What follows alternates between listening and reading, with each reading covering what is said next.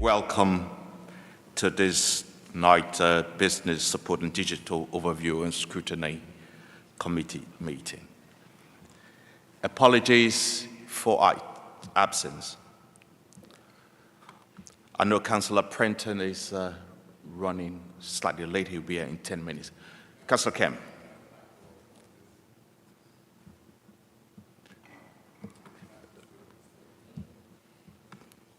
Thank you. Councillor Clark messaged as well to say he's on his way. Can I sign the record of the meeting held on the 24th of October as correct? Agreed. Agreed. Do we have any urgent matters? Are there any declaration of disclosable pecuniary interest or other significant interest, or any declaration of whipping? I would like to welcome in attendance the portfolio holder for climate change and strategic regeneration, Councillor Curry. Councillor Curry, do you have any comments before your questions? Not specifically, Chair. Thank you very much for inviting me along this evening, and hopefully I'll be able to deal with any questions you have regarding the area primarily relating to climate change. Thank you. Thank you. Any member? Councillor MacDonald. Thank you, Chair, and thank you, Councillor Curry. You're going to think it's the same question I ask most times, but I have to ask it mainly because of I do have a lot of conservation areas in my ward. But I just wanted your opinion on, given the urgent need to accelerate the transition to electric vehicles and to meet the climate targets, what steps are the council taking to address the slow progress in the installation of EV charging points, and particularly, obviously, like I just said, in conservation areas, because those conservation areas are, you've got people there that want to switch, that want to go over to electric vehicles, but because of some of the archaic planning rules, they can have a drive, but they can't necessarily have a charging point or vice versa. So I'm wondering what we can do for that. Yeah, thank you for the question, and it is a kind of a catch-22 situation where you want to bring about change for the future, but you've also got this issue of the past and how you preserve and look after it. So there is an issue on that. We have a strategy for EV installation. It's kind of limited, I'll be honest with you, because a large part of it is dependent upon funding, and that's not forthcoming. So we do rely upon grants for installation of EV charging by the council. That's not to say that there can't be private installation if there were firms interested in doing that sort of thing, in the same way that you can have a petrol station application come in and stuff like that. So it's about how we fuel our vehicles into the future. With regard to the specific issue around the conservation areas, there are some issues with regard to Historic England and how they view some of this, and I know that they're looking hard at it as well. They're taking a long time to come to any conclusions over this. So as soon as the change can come about, we're quite keen here in Medway. It's something that we would really like to see. I think that a lot of it is around design. You can preserve the look and feel of a place, but at the same time, we're smart enough now to be able to incorporate things like charging points without disrupting how the place looks. Certainly on private driveways, that's not too difficult, and that should be the same for streets where you've got a bollard. You can have a clever bollard. I know, it sounds a bit of a sort of sort of odd analogy, but in London, where they've got security measures, the nice sort of planter with all flowers in is actually a security barrier as well. So if we can do that sort of thing, we can certainly do that with charging points, and that's the kind of thing we're looking at. Thank you. Would you like to come back, Councillor MacDonald? Yes, please. Yes, please, Chair. Thank you, Councillor Curry. I totally agree with that. I just feel it's something we need to look at around areas that obviously need those. I know we were talking about those, shared charging points, etc. And for those that can't have their own EV charging point, we was going to have areas where they could just move their car down the road and plug in. But Councillor Prentice would know, especially where I live, if you've got areas that have got that haven't got the drives, then all of a sudden you've got a load of driveways. There's not many places you're going to be able to put in an EV charging point. It's just something, I don't know whether you'll be willing, if I was to take it offline with you and maybe talk to Dave Harris about it, because it seems to be a continuing issue in my ward especially. You know, it just doesn't make sense that a conservation, in a conservation area, a house can have their walls knocked down and a driveway put in some of the houses, but then others can't have an EV charging point. It's almost going against the conservation points, you know. So if we could take it offline, I'd really appreciate that. Thanks. Yeah, and more than happy.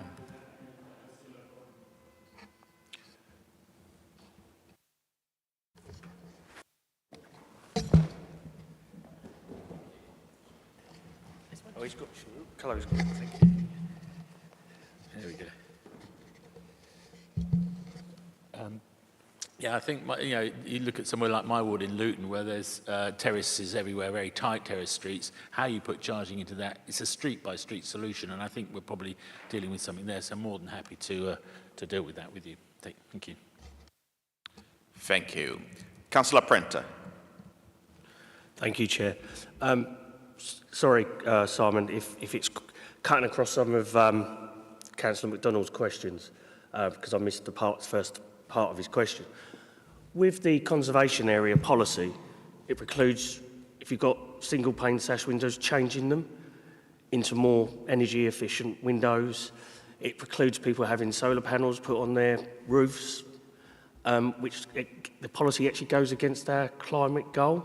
How do we get over that, around that, and what can we do to help the conservation areas? I'm not talking the cathedral, I'm not suggesting we put solar panels on the cathedral, but a lot of our conservation areas are just normal houses in lots of normal roads in Medway.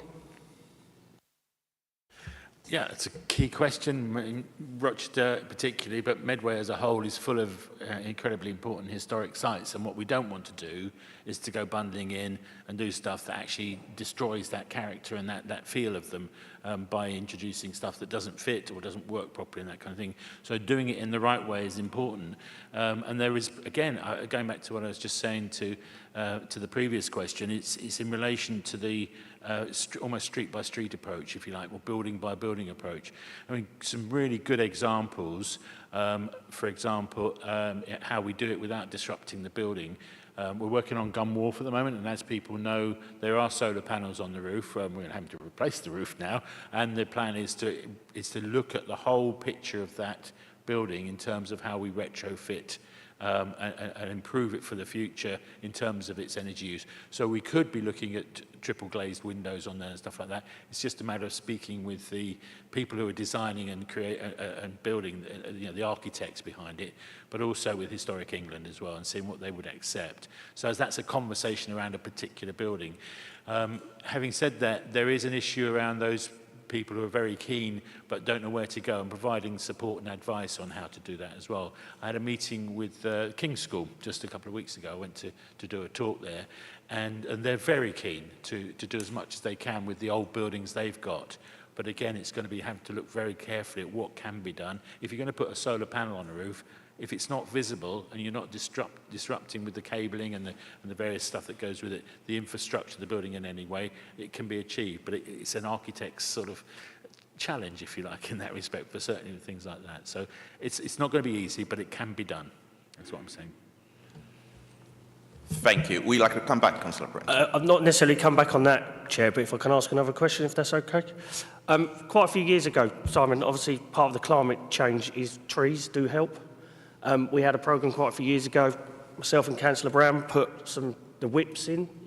That was quite a few years ago. Have any more schemes of that come along? Because at the moment, we're all doing our bit. We're all, with our WIF money, putting trees into our areas. But is there any other programmes coming along with that sort of outlook for the long-term future of a lot of trees? There is, but not on the same scale of that. It has been a bit of a struggle because, again, we don't have a budget to plant trees in large quantities across Medway. So we rely upon grant funding and we rely upon the staff resources to draw that in and stuff like that. So we haven't got something on the same scale as that, but we have got some trees going in February, possibly at Deangate. That's about, I think there's about, I'm trying to remember the number, 3,500 whips are going in there, so it's quite a significant number. And we're keeping all the time, we're looking for opportunities to plant as many trees as possible. I'm currently working with the tree officer from planning on a new tree policy for the council, which will look in detail not only how we look after our current tree stock, but how we increase it. Because with the climate issue that we're dealing with at the moment, the tree canopy is crucially important. Trees have this really important function in terms of climate issues. In terms of resilience, they're brilliant at soaking up water. So in those areas that flood the most, if you've got trees in there, you have less flooding. It's as simple as that. They do soak up a lot of water, the mature trees do. Equally, they provide that town centre cooling, which is so important. I mean, we are now regularly getting temperatures above 30 degrees and sometimes up as high as 40 degrees in our town centres, and that heating effect is actually detrimental to people's health in so many ways, whether it's elderly people or somebody who's pregnant or whatever, that kind of thing. It can really impact on health. So the trees cool town centres considerably, so that cooling effect, and it's not just done here, it's across Europe. They use trees for that purpose. So getting trees into town centres is really important. So the role that they play is key. Getting them in the ground is a challenge in urban areas particularly. So a scheme at Deangate is lovely because you've got a nice open space there. We've got the grant money for it. We've got the whips come. They're arriving soon. And we'll be organising a mass tree planting event for members to come along and plant a tree as well. You'd be all welcome to come and do that at Deangate. And the Friends of Deangate are going to help with it and stuff like that. So that's something to look forward to. No date yet, but we'll get there soon. So there is things happening. In terms of urban trees, it's more of a challenge. Getting a tree into the street is difficult. So again, just reflecting back on my own ward, we've managed to get some street trees along Luton Road last year. I've got some more coming this year as well. In February half term, when there's roadworks going on and we're putting traffic calming measures along Luton Road. It's an opportunity to talk to the highways team and saying, is there any opportunity to put a tree pit in and put a tree in it? And they found about, I think it's 8 sites where we can add 8 more trees. So with the volunteers and raising some funds outside of the council, we're going to get those trees in Luton Road, and they'll be quite big as well. So we can do it in different ways. We've got to be creative and stuff, but it can be done. So it's ongoing, but it's a bit patchy. I think that's the best way. Thank you. Councillor Jones. Thank you very much, Chair, and thank you for the report, Councillor Curry. I was particularly interested in item 7 on public transport and active travel, and I know a lot has been done in this connection, including the free bus weekends and the red routes, etc. But I just wondered if there was any more we could do to promote bus travel. Chair, when I was on the County Council many years ago, I learned that bus and coach travel is 6 times safer than travelling in a private car, and by implication it must be cleaner, because if you've got 60 people on a bus, they're not driving around in individual vehicles, albeit we need to invest or there needs to be investment in cleaner vehicles. And in that connection, do you think the central government's recent proposals on investment in bus services and their proposals to devolve powers to local authorities, greater powers to local authorities to organise bus services and routes will help in this respect of promoting public transport? Thank you. Thanks very much, Mark. How long have we got on this one? It's quite a big issue. I think there's just to sort of sit back and reflect for a moment on how that works. So as far as I agree completely, I think we need to create, I mean, those of us who've been caught along the dock road in the last few weeks, or whatever, it jams up every evening about this time, and it's very difficult. If there were a bus lane along there and half the people in the cars are on buses, there wouldn't be the same traffic. And one of the driving sort of sort of policies behind what we're trying to do with our active travel agenda is decongest Medway. Every time something happens on the A2, every time there's a small accident somewhere, everything blocks up again, and we need to stop that from happening. It's not sustainable, it's not good for our health, it's not good for our economy, and it's certainly not good for our environment either. So the three pillars of sustainable development, community, economy, and the environment are all suffering as a result of poor traffic in Medway.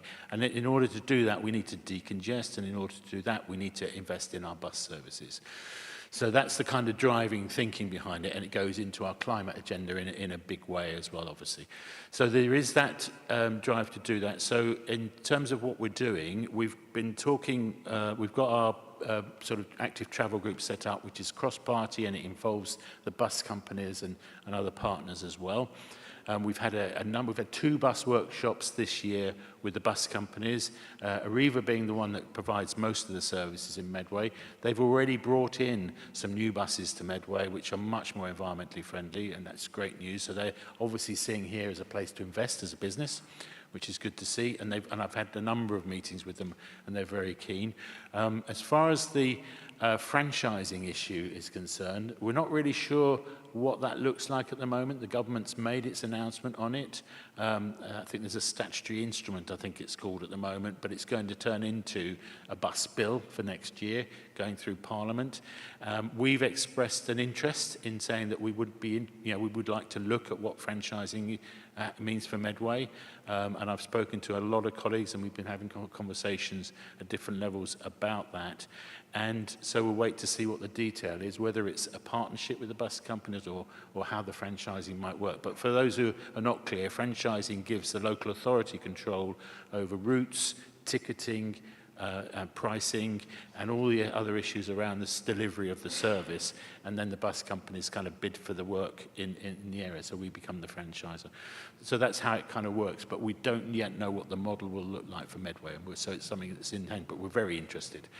And as far as the active travel side of it is concerned as well, we've got to try and build in a much more efficient and greater bus service to Medway. But how we do that is to work in partnership. So I'm now on the Transport for the South East board. I'm the vice chair of that. So talking to Transport for the South East, they've got an active travel agenda within what they do for the whole of Kent and Medway and the other counties along the south coast. So there's a lot going on there. In addition to that, I've had meetings with South Eastern Rail and with Network Rail, and they are forming a partnership, and one of their key drivers is about integrated transport. How we get somebody who lives in Parkwood, for example, who wants to get to London, should be able to get a bus every 10 or 20 minutes and get into one of the stations on the same ticket and travel to London within an hour and a half, and that would be fantastic. It would improve the train services considerably in terms of numbers of passengers, which they'd love to do, and I know that South Eastern are looking at increasing the number of trains coming down through Medway, so which is great news, but getting the bus services linked to our population is key to that, and that's something we're talking to them about at the moment. So in every way, we're doing our best to do that. It's going to take time and investment. And just one thing we are looking at the moment, which is a very exciting idea and project, is the development of a bus hub at Strood Station. One of the problems that the community on the Hoo Peninsula have, and out as far as Grain and All Hallows, is getting buses in and out of there is a nightmare for them, and we need to change that. Having a hub at Strood Station will really matter for that, because you'll be then able to have a bus service going out on a dedicated bus route, going past Medway City Estate and out to the peninsula, and to Hoo to start with, and then further out and around, and having a link service going there. Spoken to Arriva about it. They're up for it. They're interested. So again, it's something that we're working hard on to deliver. So slow and steady, but it's happening. But it does need investment from other partners as well, which is why I mentioned the rail companies and Arriva. So we need to work in partnership. Thank you, Councillor. Satisfied with that? Very satisfied with the full answer, Chair. I can remember asking about integrated transport about 30 years ago as well, and I'm pleased Councillor Curry is getting on with the job. Thank you. Thank you. Councillor Kemp. Thank you, Chair. I've got a number of questions, Simon. First of all, I'm really pleased to see that Nelson Terrace is now being actively looked at with regard to the flooding. But Cherry Tree Road has been on the radar of the Environment Agency and the SRFCC for at least 8 years. And we've had recently a consultation, public consultation, I think it was last Thursday. Unfortunately, you were unable to be there, but a number of residents turned up. But I wouldn't mind betting that the responses then are exactly the same as the responses we had 5 or 6 years ago about the inconvenience. So every time there's a heavy rain, Cherry Tree Road residents get flooded out with not only with service water but sewage as well. Now we pay a levy to the SRSCC in the order of £60,000 a year, and have been doing so for ever since Medway Council became in existence. So we should have built up a huge bank of levy money. And I know you're on this committee. Can you give us any idea of how that money is being spent? Are we likely to get any grant in aid or capital grant funding? Because when I was on the committee 18 months ago, it was promised, or verbally promised as an answer to a question I put at the committee. But I've seen little, apart from the consultation last week, I've seen no further action on that. Perhaps you'll be able to enlighten us on this, because the Cherry Tree residents are getting really irritated, and that's an understatement.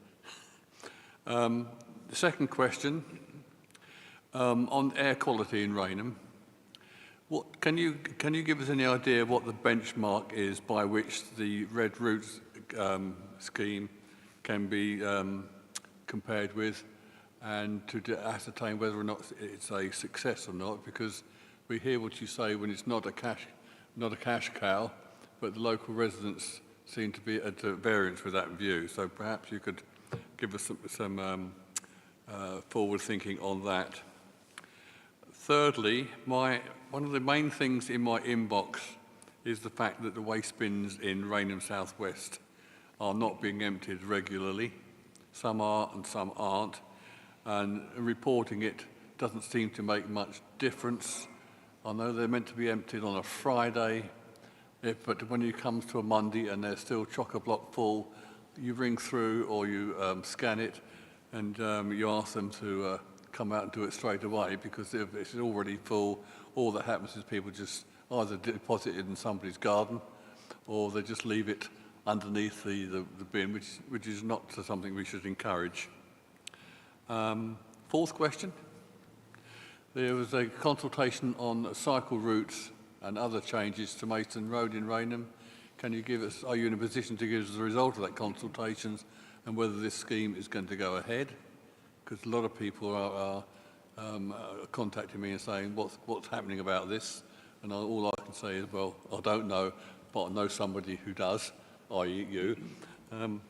And finally, on trees, in Rytop Park, out of our ward fund a few years ago, we contributed to 40 trees being planted in that. And most of them are thriving, but there are a significant number which have either died or been damaged. And I've put in a request for them to be replaced, but at the moment, as of yet, I haven't seen any evidence of that.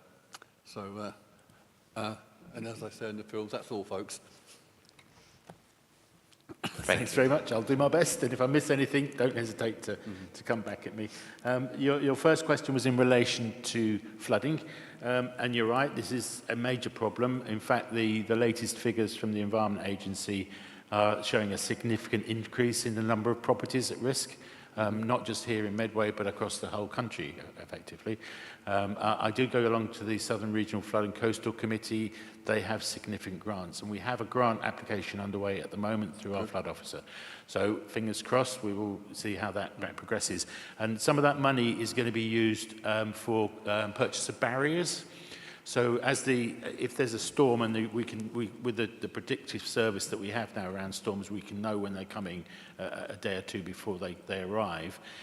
Often it's very difficult to know what volume of rain is going to come out, but if it's coming and we know it's going to be a big one, then the barriers can be erected but we need those barriers and we have to purchase them. Where are these barriers going to be? Well, that's down to the flood officers and the technical team and the emergency planning team to know where the best place to put them is. So, for example, in my own ward at Nelson Terrace, I would definitely know where it goes because it would go at the end where the water floods through down off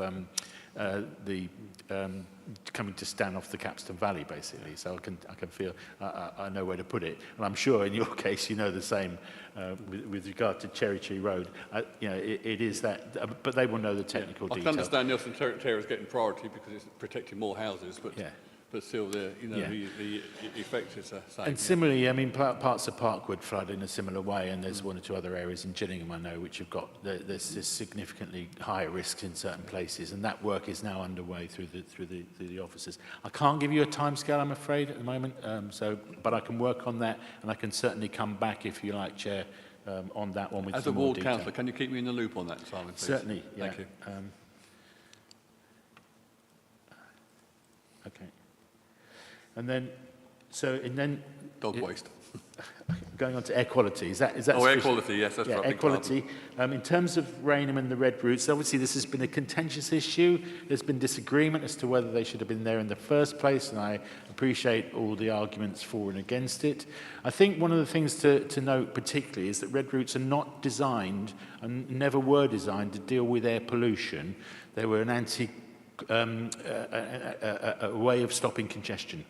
And this is what they first started in the 1980s, I think, back or when they were first being thought of. And in London, there's about 60 red routes now, and the primary aim is about congestion. And they do. There's no disagreement about from the highways technical side of things, that they work from a congestion point of view and have done for a long time. Certainly in Rainham, I've had a conversation with Arriva, and their bus improvement time on their times and lateness of bus service has gone up. So there's definitely the buses are flowing better through Rainham than they used to before the red route was installed, which is good news.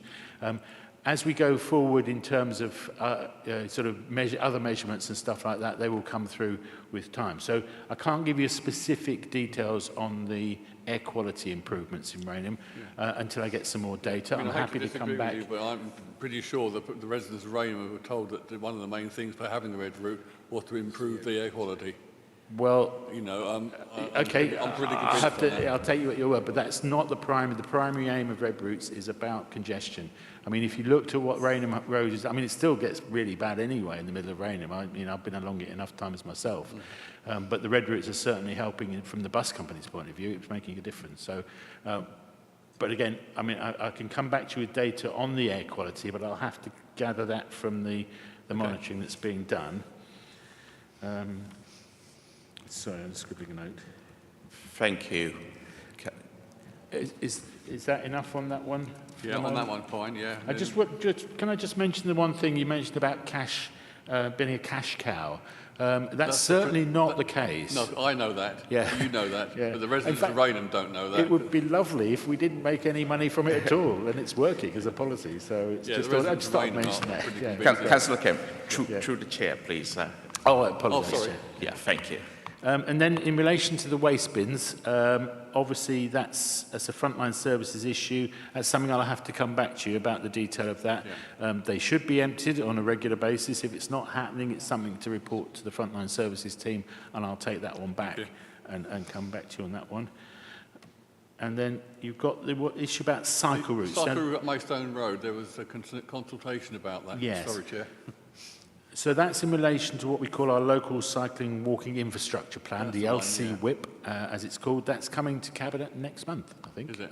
So the reason it takes us a long time, the consultation was done earlier this year, but the detail of that consultation, one of the primary factors in there is about calculating how much it will cost. If you install a cycleway or you put in some new walking routes and things like that, which is what this is about, it's based upon what people feel they need in their local area, and then as a result of that consultation, the officers who do the work have to go away and design the route to make sure it's covering crossing of junctions and how much white paint's needed to paint the road, and if you have to resurface to make the two colours on the road, so there's one colour for the cyclists and one colour for pedestrians.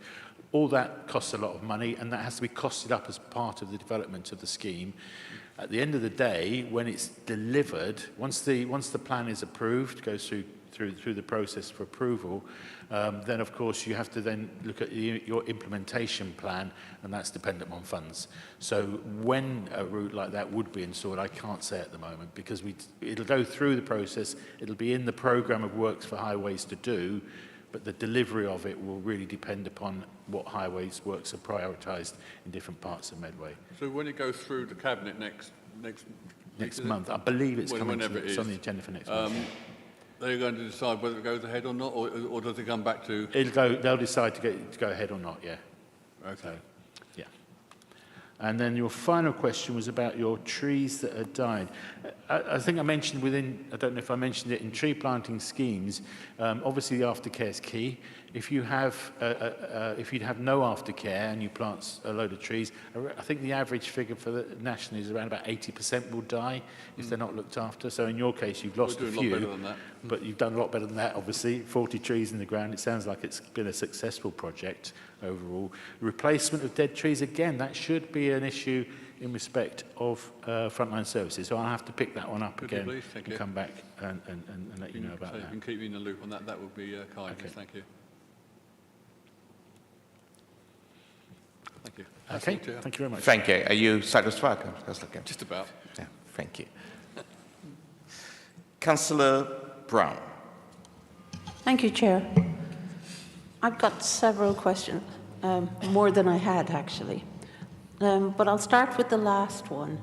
If trees are paid for by width, this is for a point of information. Can somebody tell me, are we allowed to actually pay for their replacement out of council funds? Because as far as I know, we're not. And maybe that's a mistake. But if we are, not just Councillor Kemp's trees might need replacing, but other councillors. So that's going to be something that will have to be considered, not by us. Thank you. Thank you, Councillor Brown. Councillor Kemp, would you like to come in on that? The trees in the right height were...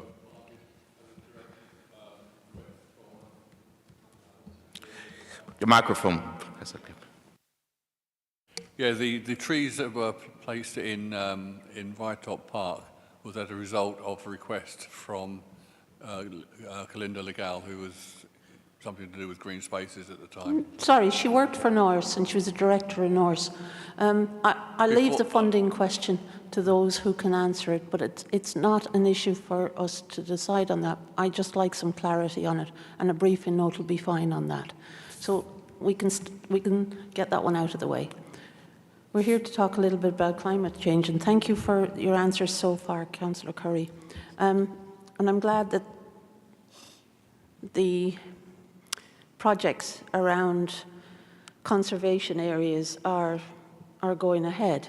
I would wonder if the council is actually using some information from other neighbouring cities that have huge amounts of conservation areas, and I'm thinking particularly of working with Canterbury City Council, and I would hope that there's advice from that, bearing in mind that we have so much in common.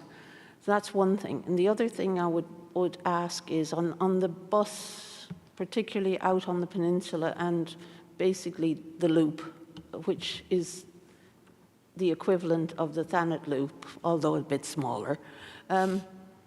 It might be helpful to talk to the district council there to see how successful that might be. I know it's a different bus company, but it could be that the link with the railway, with the rail company, because there's a new station down there as well, so there's some synergy in that. And I come back now to the very local question around conservation areas and EV charging. Firstly, have we considered, or could we take a suggestion to consider, the reuse of our resources, not that we repurpose them particularly, but there's spaces that are used during the day, that are vacant at night, that could be used, and I'm talking car parks, particularly ones that we own, that could be reused. And there's highways ground, even in my ward there's some, that maybe we should be looking at in terms of finding ways to put EV charging into them. And what I'm suggesting is actually we can't magic up any more space. We can't really magic up not being in conservation areas, but we have to change our thinking around how we use what we actually have. So maybe the reuse of space. It might mean that we have to make our car parks a little bit upgraded or stuff, but I think there's an opportunity to encourage people to charge their cars. And unfortunately, because of ASB and stuff like that, we haven't been able to keep places like the business park open in the evening where there are charging points over around the Bowwaters roundabout and that. So they're not kind of available. But maybe there is a way of talking to the private sector as well about access for people to use those facilities when actually that place is closed down, like closed for business in the evening. It's a suggestion more than anything else. Thank you. Thank you, Councillor Brown. Councillor Corrie, we'd like to respond. Thank you very much for those. Yeah. Okay, so just picking up your first thing about the neighbouring cities, that's something that is happening. Certainly the climate team that we've got meet regularly with KCC and with the districts at various meetings, and they discuss these issues. And I've had one or two meetings myself with colleagues in those districts as well, because they're obviously as keen as we are. In fact, which is quite a nice thing, is a lot of them come to us saying, how have you done this? So we're starting to get a bit of a reputation of getting things done with people coming to us to ask for advice. One of the other best places we find is the National Trust. They've got fantastic facilities, they've got fantastic ancient buildings and stuff like that. And actually they're doing a lot of work to retrofit and change and reduce their carbon footprint. And certainly in terms of their green space management, it's second to none. The way they grow meadows and stuff in their parks and stuff like that, and also provide access for people to feel comfortable walking around. So there's a lot of experience and knowledge generally available across the country, and as often as we can we will talk to people. I mean, for example, about a year ago we had the people who do the Eden project from down in the southwest came and had a chat with us about how they do things as well, and they're very helpful advice that we got from them. So certainly that search for advice and expertise, there's no point in reinventing the wheel if someone else is doing it better than you, kind of thing. In terms of your buses and talking to the district councils, again, yep, that's the sort of thing that we really want to do. And I think that goes back to the integrated transport issue that we've had raised already, in the sense that Medway is not isolated. Our bus services go beyond Medway, and we really need to make sure that we're talking to our neighbours as much as we can about the provision of services outside of Medway. A good example would be a lot of the staff at Maidstone Hospital live in Medway, and getting down there I think is about £8 a day or something mad like that. It costs a lot of money to go back and forth, and we need to change that to make it easier and cheaper for people to go to work. So there is that issue for certainly for more work. We need to do more of that. On the issue about charging points that you raised, again, going back to that point about this, you have to have a solution for every street, I think is probably where we're going with this. If we've got enough EV cars, and I know there is an issue around the cost of EV cars at the moment, which needs addressing. The sales have fallen over the last few months, is my understanding, and that's about how expensive they are. So that's an issue for government to address with the industry, and I think they'll be doing that. But as far as providing the charging here, we want more of them as much as we can. We want people to be able to afford them and find charging as easy as possible. But it is a challenge. A good example in conservation areas is the intra-area. For anyone who goes along there regularly, I mean, I tend to often walk in to go and wharf along that route when I'm going into the office. The cars are parked all the way down that road, and a bus coming down there has sometimes had to come up on the pavement to get past and things like that. That's not acceptable. We need to change that, but we need to provide better parking in those areas as well, because having cars parked throughout a conservation area really detracts from the conservation area, really. So there's a double win there. If you can get the charging points away from the road and provide a car park nearby that's available for them with it, and then also you're getting the cars off the road as well, which is better for the look of the place in conservation area terms. I think there's the other issue, just quickly, if I may, Chair, touching on the point about future-proofing. So if you're building and putting in new infrastructure, whether it's a car park or whether anything else, make sure you put the right cabling in under the ground for charging to go in. That's certainly been done up at the Innovation Park up near the airport. The car park's in there for a number of years, not under our administration, under the previous administration. The cabling's in the ground, so when the charging is in demand, they can just plug it in and it'll be there. So that's something that we need to think about in every way we can, and that's part of our EV charging strategy as well. Thank you, Councillor Curran. Councillor Brake. Thank you, Chairman. Thank you, Councillor Curry, for your report. Very interesting reading. Thank you. A couple of observations, if I may, on two topical points this evening that have been raised. First of all, the transport, and you spoke of the rail links. You spoke of integration with the bus services, but sadly, the train operators just seem to totally ignore where we are here in Medway, and think nothing of undertaking essential works over the weekends. And if this was to happen occasionally, then everybody would recognise the word essential. But here it seems in Medway, from Rainham right the way through to Strood, it's practically every weekend that we're subjected to essential rail works. Now, this really does bring the towns to a grinding halt when it comes to rail network. But equally, trying to work with the bus services is even more difficult, because British Rail and the track people seem to think that it's very easy, just dump it onto the bus services, and they will pick up the slack. But of course, here we are coming up to weekend after next. We've got the Dickens weekend, which is a very busy time, and brings and attracts a lot of people from outside of Medway into our towns. But of course, if there's no rail network, the numbers coming into Rochester and into the towns is greatly reduced. It's probably a bit too late for this year, but this is again one of the areas where every year Medway Council has raised the issue with the operators to say, get your house in order, and for goodness sake, leave us alone at a prime weekend when people are coming into our towns.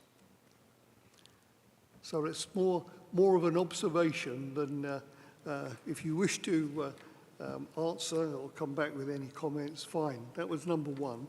Number two, if I may, the tree planting. Well, I wish you well on this one, and to hear that 80% of trees that are planted fail to grow into mature trees. I find rather surprising, I really do. But at the same time, on the next ward over to myself in Waterslade and Lordswood area, we have a green space called Hook Meadow. Now, it's a few years ago now that 100 trees were planted in one particular area of the green space, and everybody waited in anticipation for these saplings to become established and to start growing. Well, here we are now. I counted them the other day, and we were down to 8. That's all the number that I could count that were left. And I thought that's absolutely appalling. But there's no doubt about it. The local community, and I will be critical of them, not all of them, of course, but they're members of the community, particularly the young people on bikes and the like, took great delight in really trouncing all of these trees. So, you know, to me, I feel quite lucky that we've got 8 that are left. But really, it's an area that needs to be looked after, and it's got to be a constant observation and maintenance to make sure that we don't waste money in planting good quality trees only to have them trounce like this. That's my second point. And the third point is that coming out of Lordswood and Waterslade area and wanting to go into the town, the centre of town, Chatham, we either use the Waterslade Road, alternatively we can use go up via the motorway and the Maidstone Road. But the third route, in fact, is to go through Prince's Park, North Dane Way, and takes you down into your ward, Councillor Curry, and that is Luton and Luton Road. Luton Road is absolutely appalling, and I looked through the report just to make sure I hadn't missed anything, but there wasn't any reference to work being undertaken on potholes. In Luton Road,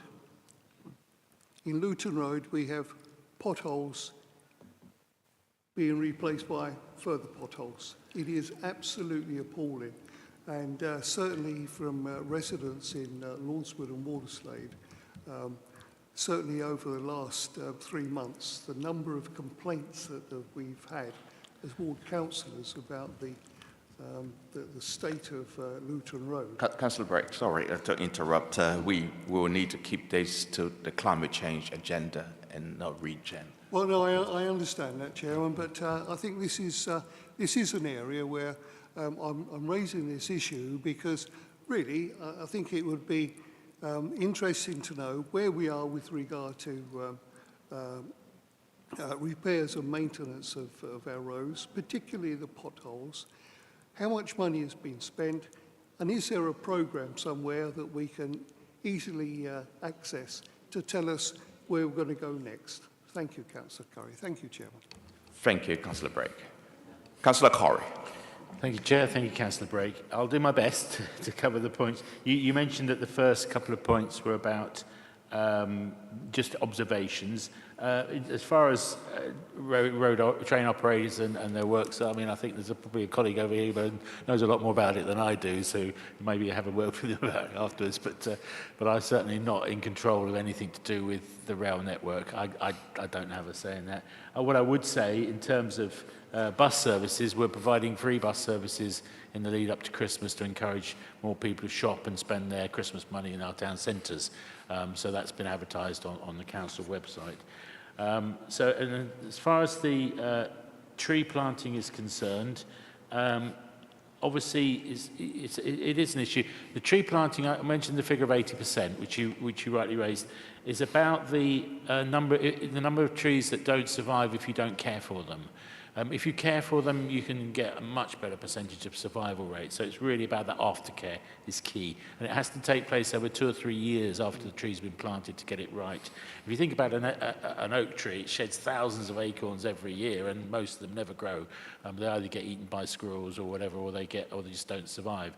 So it's that kind of natural process that happens if you don't care for the trees by watering and keeping them free from predation. In terms of the Hook Meadow trees, that was a really sad story. I was partly involved in that planting, and there were 2 things that happened. One was there was some vandalism by some youngsters locally. We spoke to the school, and the head teacher made sure that all the children were made aware of the trees and that they should leave them alone. And that did help to a certain extent, but obviously by then, the other problem was that the contractors cutting the grass actually didn't realise the trees were there, and they cut them down. So a lot of the trees were lost by a mowing machine that went over them at the wrong point. So there is an issue around that, and we did speak to them about that, and as a consequence, as you say, and that's a sad story, and there's not much else to say about that in that particular location. But we did speak to the school and the contractors about that. And that was actually, it happened before we became the administration, but nevertheless, I think so. It was the previous administration dealt with it. In terms of the issue about potholes, all I can say in terms of Luton is we're doing our best. It's not really something that I'm up to. I'm no longer the portfolio holder for highways, so I can't really answer too much on that. Thank you, Chair. Thank you, Councillor. Councillor Spring. Thank you, Mr. Chair. Good evening. Good evening, Simon. Just a couple of points. The first one actually follows on from Councillor Brake, and I do note what you just said in response about not being in control of the trains. However, there was a very valid point raised by Councillor Brake as far as during the Sweeps Festival we had earlier this year, Rochester Station was shut down, which prevented hundreds of people attending the Sweeps Festival. Then those that did and had the mode of transport took to the cars, and the Jackson Fields car park was full pretty much as soon as it opened.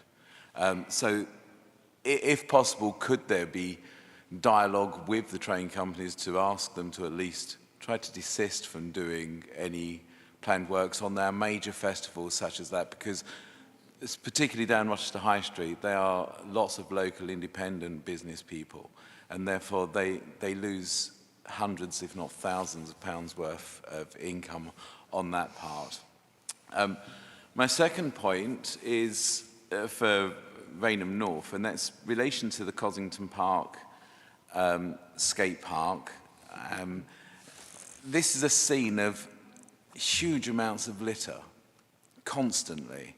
And I don't know if there is a plan in place for when Medway North go and check the area for clearing, or so is there a time frame, etc.? Sorry. Sorry, Chair. Just a point of order. Just a quick. But one. it's not sorry, Councillor really Speaker. It's only a quick point of order. No, okay, it's just sorry, a quick one I'll for give me. way.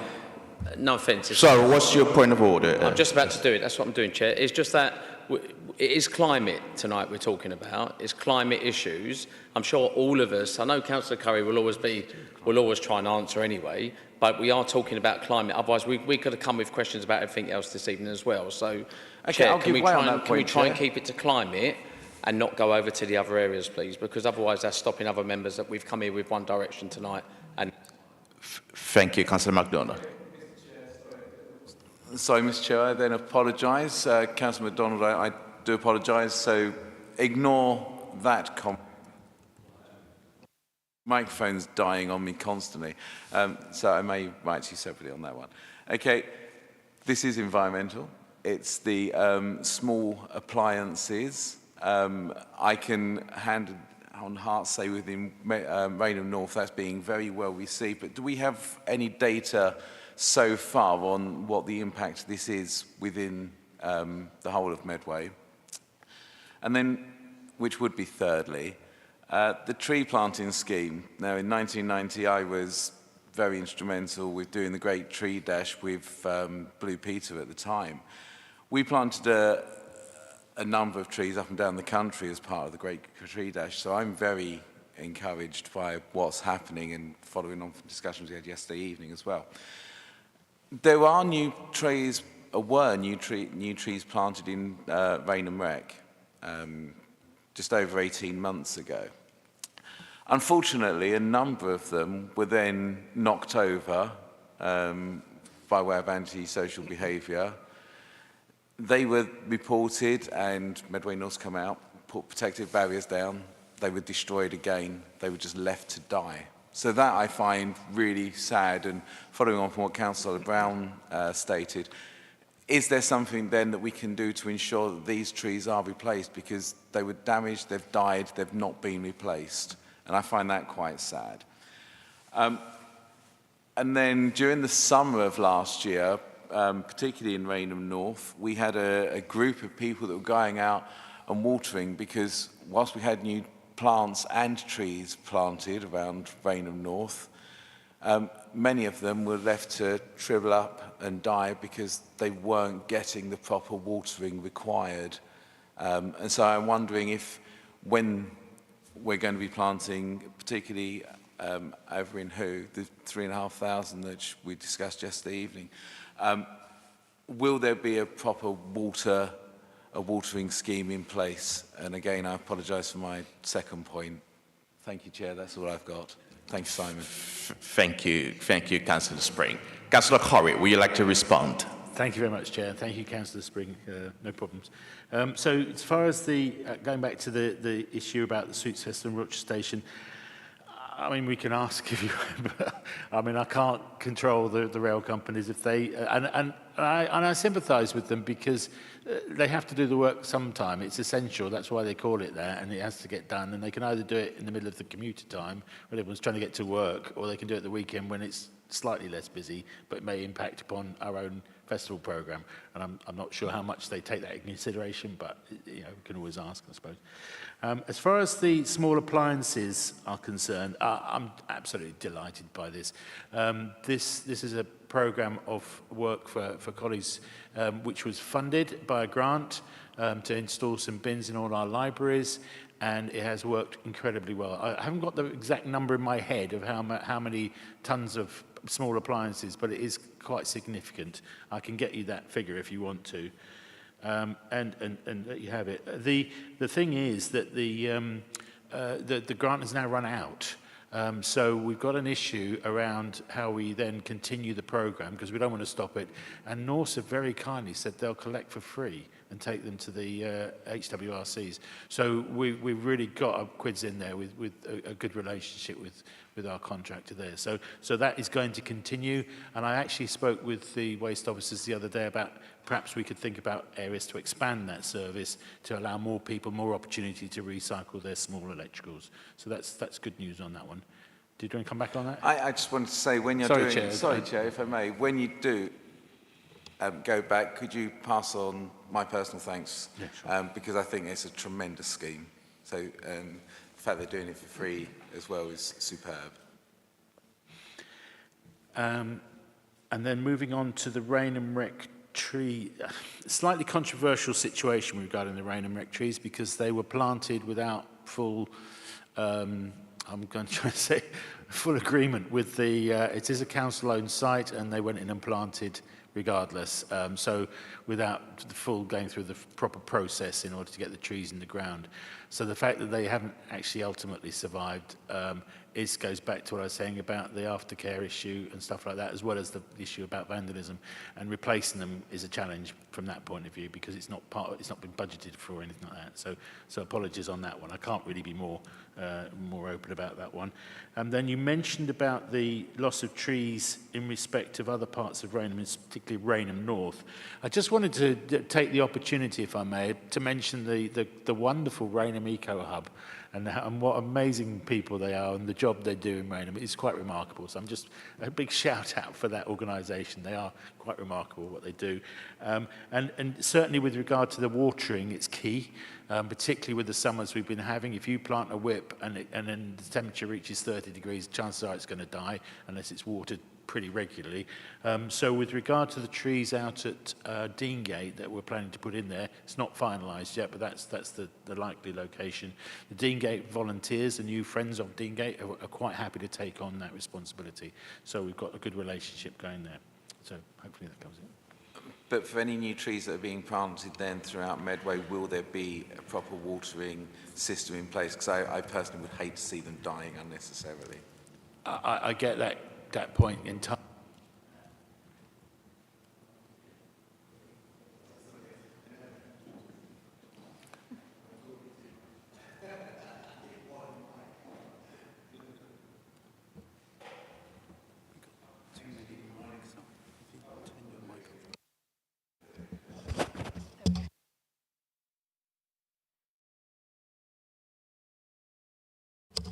So just coming back to that point about watering, I think that it has to be done scheme by scheme.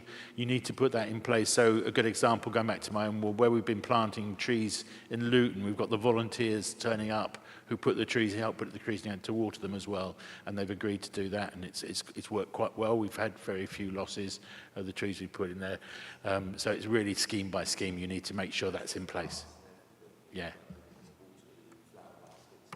Yeah. Thank you, Councillor. Are you satisfied, Councillor Spring? Absolutely, yeah. Thank you. I've got Councillor Clark. Thank you, Chair. I'll be quick. Simon, thank you for your report. Just a quick one, please. Under section 7.5, the safer school streets, one of the frustrations and one of the reasons for the calling is to do with getting information. You mentioned in here that, as you turn the page 22, that air quality has improved and sustainable travel has been promoted. How has that been measured? Thank you. Thank you very much. Yes, the air quality is measured using the NOx tubes that we use, and that's the air quality officers responsible for that. So it's just about having a look at where the situation is, and we'll be monitoring that as we go forward with these as well. Again, the school streets isn't there to primarily deal with air pollution. Obviously, having fewer cars and fewer emissions is going to make a difference. I mean, that's just plain logic. Measuring the success of that is key, and that goes alongside the issue around the sustainable travel thing. Again, the walking and cycling, it's about helping to reduce congestion. That's the key thing, and also helping to improve the children's health as well. Chair, may I come back? Thank you. Will I come back? Yeah, yeah, thanks. I accept that, but I said, how is it being measured? Because when we've asked, there's been no kind of benchmarking. There's been no air quality measurements taken at the start, from what we can tell, and certainly not for the ones that are being proposed. So obviously, to make a statement that we've improved it, and how far would it be measured? Because obviously, yes, on that one street, but if obviously we've doubled the traffic on the next street, then it's arguable about that air quality improvement. And in places like on my ward on the Davis Estate, where you've got a very limited bus service and other things, to promote sustainable travel will be quite difficult.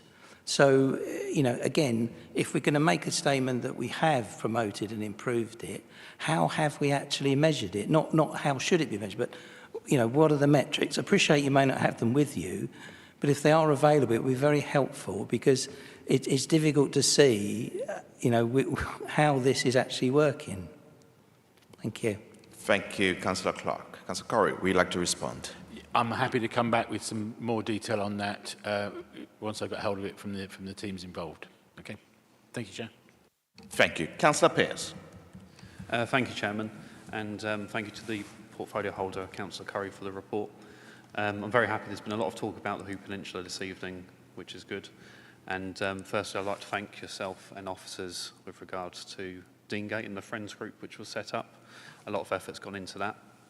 And also, of course, thanks for the 3,500 trees, which is good. You know, we've gone a long way with Deangate. At the start, it was thousands of houses which were proposed, and now we've got thousands of trees. So that's certainly a move in the right direction.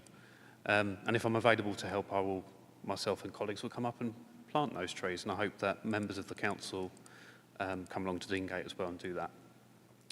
I support the idea of a transport hub in Strood and better bus transport provision on the Hoo Peninsula. I think that's a much better idea than what we had before with creating a new train station at Charnel Street with the HIF.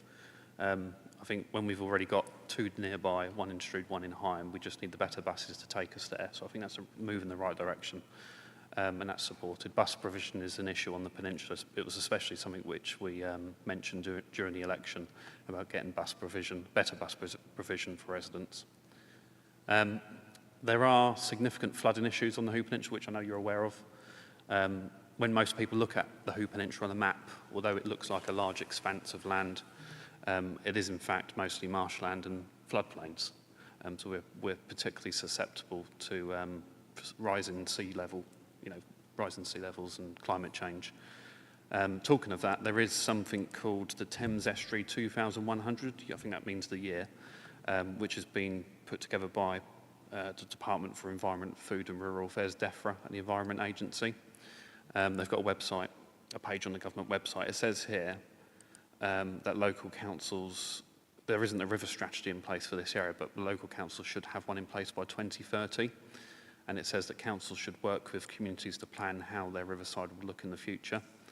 And I know one thing that's particularly of concern with our coastline around the peninsula is that if we've got sea levels rising, those marshes and those protected areas for the wildlife are going to basically be shrunk by those sea levels rising. So I'm just seeing if we've got anywhere with this river strategy, which apparently we have to have in place by 2030. Thank you. Thank you, Councillor Pearce. Councillor Corrie, would you like to respond? Thank you very much for your questions. This is really quite an important issue. Just in terms of the flooding, you're absolutely right. It is a major problem. Both myself and Councillor Brown are on the Inland Drainage Board for the North Kent Marshes and the Lower Medway, which, for information, those boards are going to be merging next year to create one larger board for the whole area, which will be a much more efficient way of looking at it. Medway Council are fortunate at one level of not owning any sea walls, which is quite a bonus for local authorities. They're blimmin' expensive things to maintain, but we're not responsible for the maintenance. Nevertheless, the IDB keeps an eye on all of them. And they're in pretty sound shape at the moment from the latest reports. But having said that, the flooding, the rising sea level is an issue primarily in the centre of Chatham, to be honest. I mean, that's where we're going to see the worst impacts of this already starting to happen.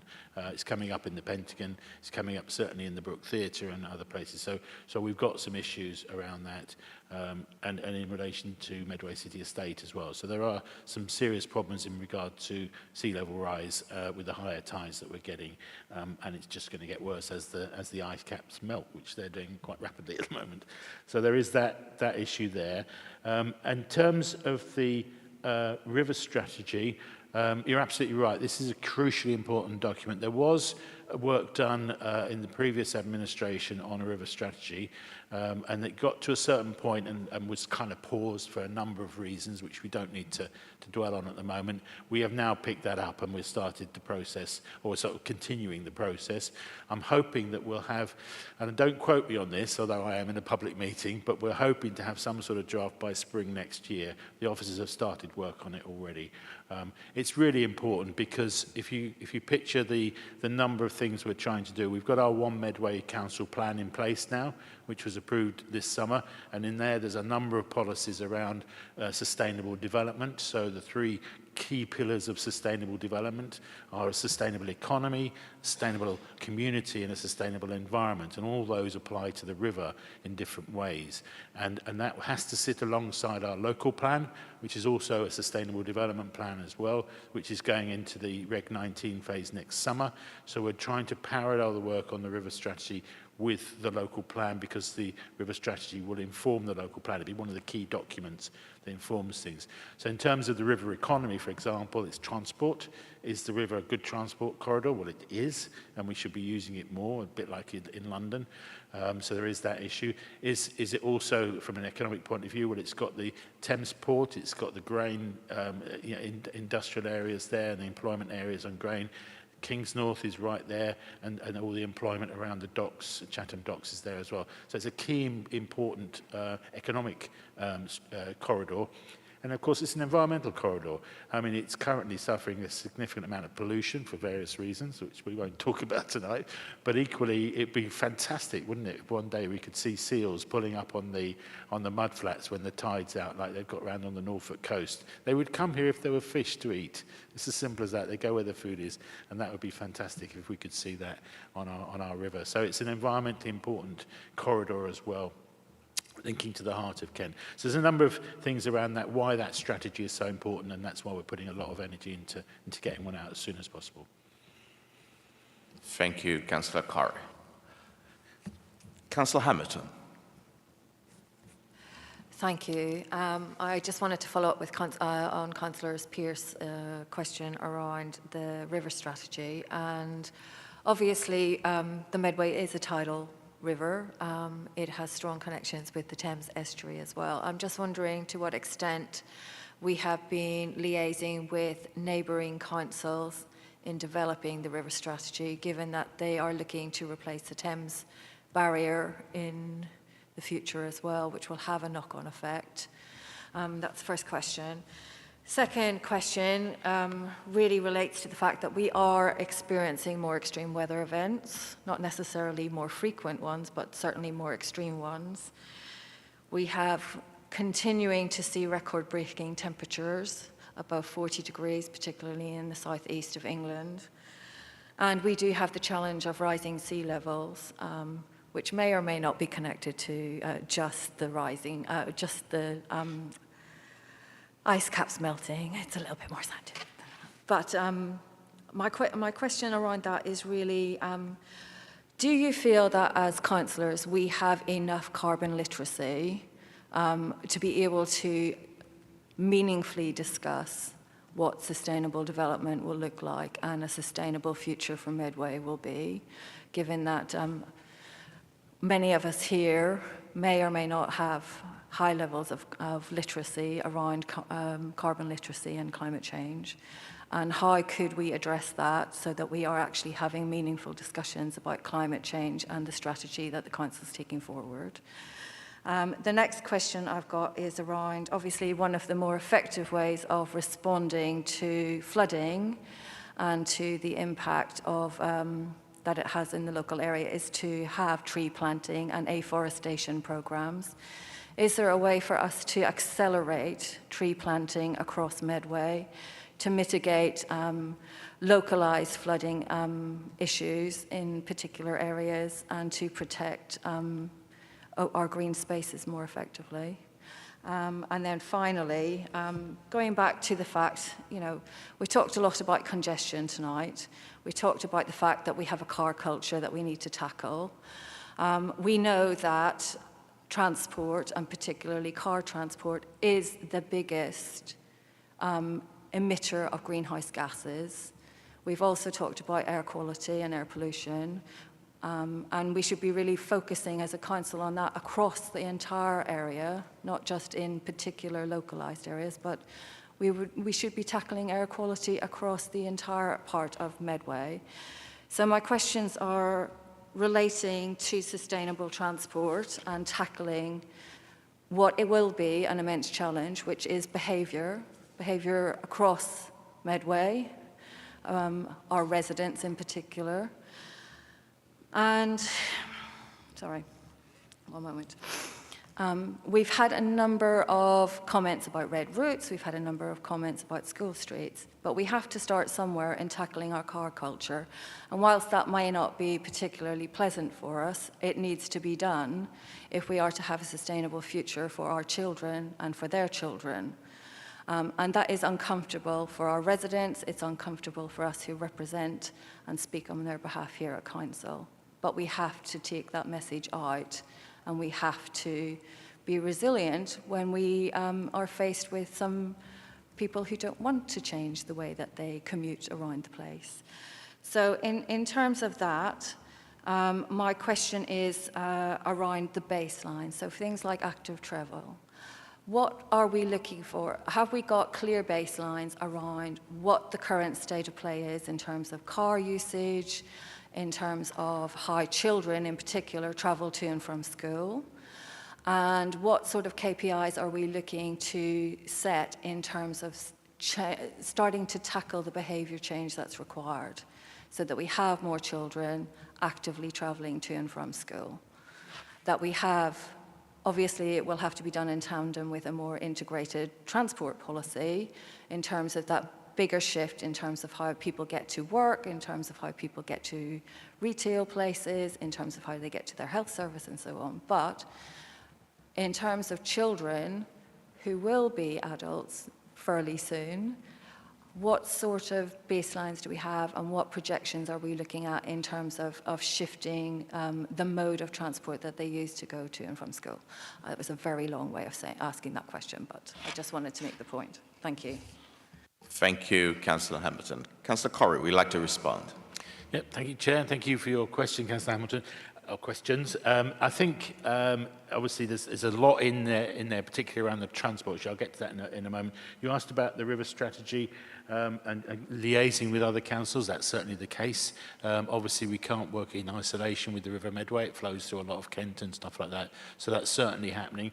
And equally, along with the IDB relationship that we have, the representatives from other councils are on that as well. There is actually, quite interestingly, a program, a research program that we're currently setting up on the Hoo Peninsula in respect to the amount of rainfall flowing through the North Kent marshes.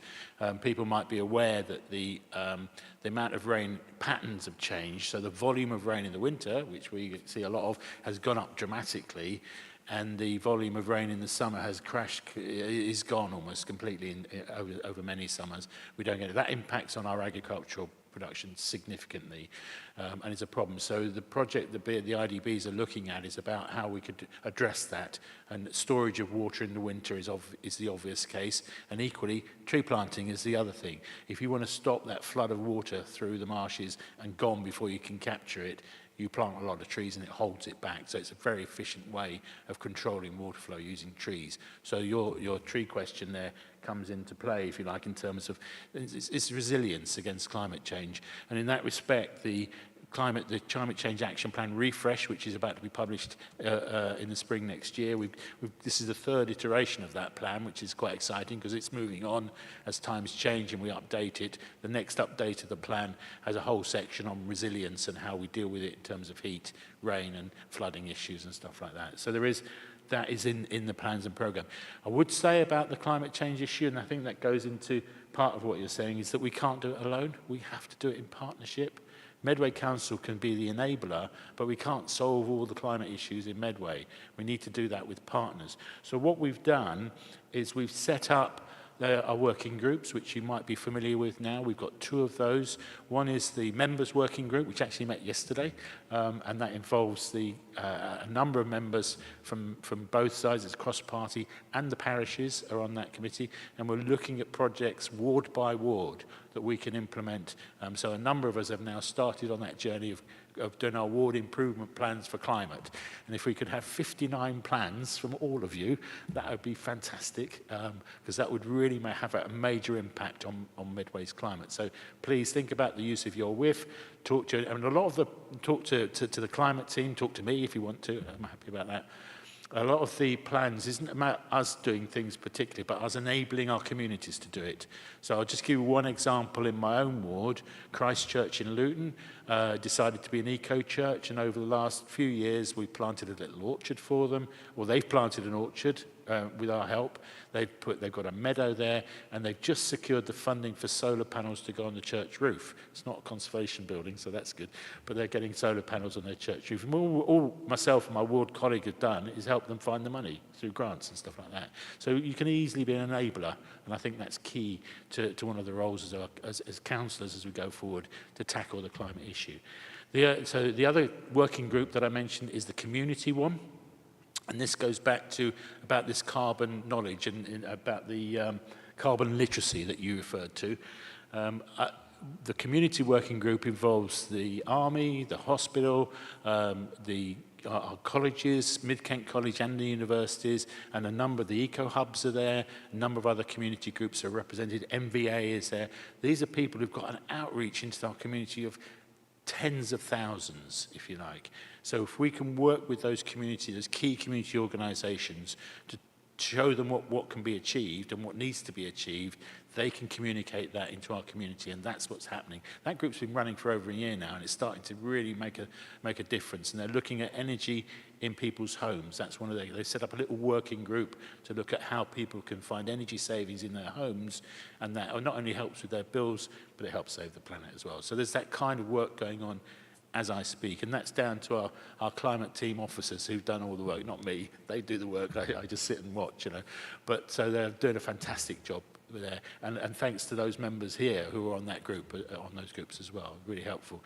So there is stuff happening in that respect, but the carbon literacy itself, understanding the numbers and how they work, that requires training, and that's something we're certainly looking at. I think you heard from one of the officers who's done the training, and then we're going to try and grow that and spread it amongst our community group as well to get that training in place, because it's not, I mean, climate information is data-led. It has to be. We have to get it right. Otherwise, you're going to go, if you go sideways and you're not saving anything, you need to know the information. So that's key. I'm trying to answer the questions in turn, but I think I've covered a couple there. As far as the response to flooding is concerned, I think I've mentioned that. Obviously, the Southern Regional Flood and Coastal Committee is another way of talking to our neighbours, and that's across the whole of the South East and the whole of Southern England, actually, dealing with that. So we are talking to people on a wide scale. And then you went on to ask about congestion. Is that correct? Yeah, I've got that. Yeah, it was that we had talked a lot about congestion tonight, but actually the crux of the matter when it comes to climate change is the fact that using cars is the biggest challenge that we face, particularly here in Medway. Indeed, and one of the things that we're doing in that respect is we've got 4 what are called air quality management areas in Medway, AQMAs, and ideally we should have none. Those are areas of Medway where the air pollution is so severe it's exceeding the standards approved on a national scale, if you like, and international scale. So reducing those is a key part of our going forward, and the only way to reduce that is to reduce the congestion. I mean, that's where most of it's coming from. And that air that's being breathed is affected us. I mean, I've lived here a long time and my children brought up, so it's affected their lungs, it's affecting every generation of children's lungs. The number of inhalers used by children in primary school has leapt dramatically because their lungs are compromised by the volume of traffic because of the air pollution here. We are compromising our children's futures by driving too much. We've got to change that. It's not sustainable. And that's what this drive to more buses is about: sustainable transport, active travel, cycling and walking initiatives, school streets, red routes. We're trying to do something about that problem, if you like. And if we don't do anything about it, it's another generation of children who are going to suffer into adulthood with bad lung conditions. And we've got to change that. So that's what that's about, really. And in terms of the sort of next step in that, we've got a local transport plan currently in place. It runs until 2026. So the officers are now looking at starting work on a new local transport plan, which will build all that kind of information into how we deal with Medway's transport for the future. And our bus service improvement plan is also, we had it approved this year by the government. We'll be doing another version of it next year. We had a significant amount of money from government because we had a good plan. And this year's plan had a lot of information on climate in it, about what measures we were doing. And what we've used some of that money for is the free bus service. So what we're trying to do is to sort of say to the next generation, is free bus service for children over the school holidays. You can travel by bus. Your adult goes for £2. It's gone up to £3, sadly, but it's still pretty cheap. So the adult goes for £3, and any children with that adult go for free in the school holidays. And then that encourages people to get used to travelling by bus and become accustomed to it. It improves the number of people on the buses. I'll mention that in a moment. And then at the end of the day, you've got a generation growing up who want to travel by bus rather than by car because it's easier. And if you go to parts of London, it's already happened. We're way behind the ball on a lot of this. Most people in sort of areas of London now don't bother with a car at all. I mean, I know I've got quite a few friends in London who don't own a car. There's no need to. They can simply get around by public transport. So that's where we're going with this, if we can, as much as we possibly can. I'm not saying get rid of cars, because we never will, but we will use them in an appropriate way and a sustainable way going forward. So in terms of encouraging the next generation to travel on buses, it's a good thing. We can pay for free travel at the moment. I'll stop there. Thank you. Sorry, Chair, one more thing I forgot to mention was numbers. I think the current figure for bus journeys in Medway is about 7.5 million per year. The new local transport plan will be looking at raising that to 9 million over the next few years. So there's a bit of numbers in there as well. Thank you, Chair. Thank you, Councillor Curry. Councillor Cook. Thank you. 3 very quick points. First point, I agree a lot of the discussion tonight also crosses onto Regen. I'm Vice Chair of Regen, just to reassure that these conversations are being had, will continue being had. Secondly, I'm very privileged to have taken over the reins at Hook Meadow with the changes to the boundaries. Really appreciate Councillor Brake raising that specific example. I'm quite shocked to hear the story of the contractors I wonder if there's any recompense for the ward around those being replaced by that contractor. And thirdly, specifically on the report, briefly, we've spoken about section 9.2 and the replacement of the waste fleet several times. I believe the question was asked, I think, at full council about the fact that these weren't replaced with electric vehicles, and I believe that the answer was given particularly around finance, but here I can see that there is a saving. So can I just probe a little bit more, please, as to why there wasn't some of that fleet at least replaced with electric vehicles? Thank you, Chair. Thank you, Councillor Cook. Councillor Corrie, would you like to respond? Thank you very much, Chair, and thank you. That's a really important question you've asked about the waste fleet. I just mentioned the trees. I'll ask again. It happened before we became the administration, so it's a little bit of a historic problem that we've inherited on that one. But I can always ask and see what happens about that. As far as the waste fleet's concerned, you're absolutely right. It'd be lovely to have electric. Our problem is primarily, isn't so much the financing, it's the depot that we've got, the Pier Road depot where the fleet are currently home, and that's been their home for many, many years, isn't fit for purpose, really. How the Norse management have managed to keep that place going is quite remarkable. They are skilled at managing a lot of big vehicles in a very small space and getting them all washed and repaired and out on the roads again every single day of the week, every day of the year kind of thing. It's quite a remarkable piece of management, frankly, and they should be praised for that. So the new vehicles coming in, we've got 46 of them, I think that's the number. Those are the RCVs, the refuse collection vehicles, and they are the latest engines sort of model, if you like, that we can use. So their carbon impact is about the same as a domestic car. For a vehicle that big, that's pretty good. And also they are actually convertible, not even convertible, they can use biofuel. So when biofuel prices drop below diesel, they will change to use biofuels, and it varies from month to month how the fuel costs go and that sort of thing, and the accessibility of the fuels. So that's something we're looking at in a lot of detail at the moment. So the vehicles start arriving next month, and they'll be over the sort of course of the next 6 months, the new vehicles will come in. So it's very exciting. I know the staff are very excited about having some new kit to drive around, and they're all very technical. They've got computers in them and all kinds of stuff like that. So as far as how we electrify that fleet, first step is a depot. We need to find a new one which has the capacity to take all the charging equipment and that kind of stuff as well. There is a discussion in the environmental technical world about whether for vehicles that size electric is better than hydrogen fuel. So there is a question about if we can find a source of hydrogen and a new depot, do we store the hydrogen and buy hydrogen? But as we go forward, and this comes back to the point about the waste strategy, the waste strategy is currently being produced, and in that will be a vehicle replacement program. And as the vehicles reach the end of their natural life, then they will be replaced with the most appropriate next quality of vehicle for the environment. There's going to be a significantly less environmental impact with the new ones coming anyway, compared to what we've got, and I'll mention those in a moment.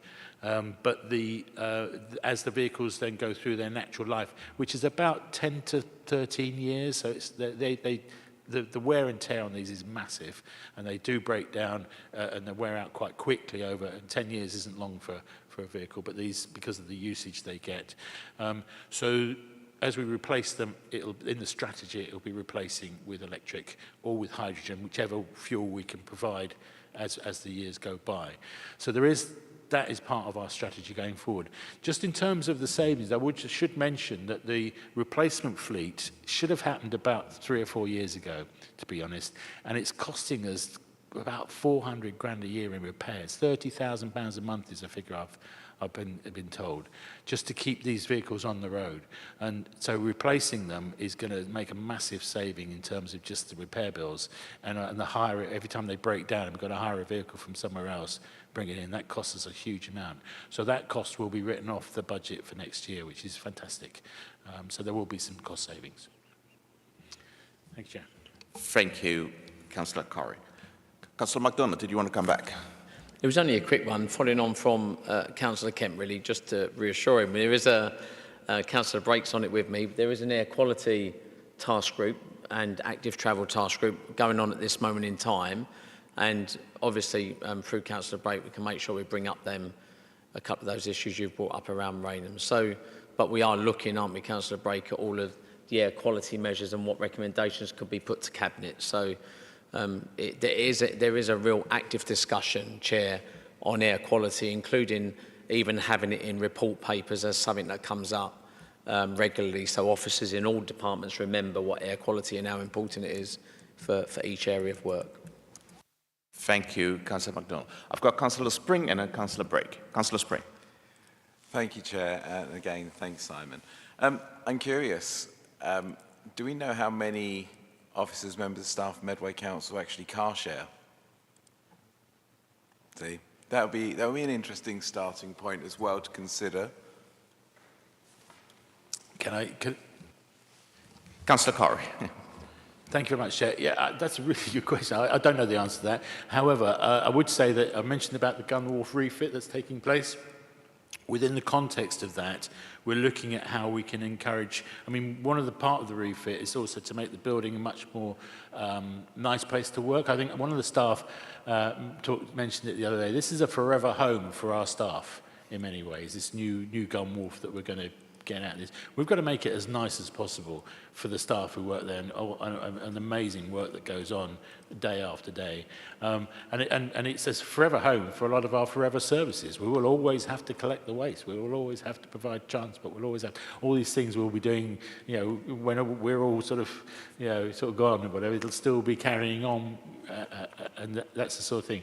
So in the context of that, they're looking at how, within the context of the building, they encourage a lot more staff to come in, more charging points for electric vehicles for staff, a better cycle storage area, shower facilities, things like that will be part of the plan. It's nothing in detail yet. They're still working on the details, but they're looking at all these sort of issues around encouraging people to travel to work in a more sustainable way. So it's in the thinking. I know the Cycle to Work scheme is picked up by the council itself, so that's a great initiative that should be actively encouraged.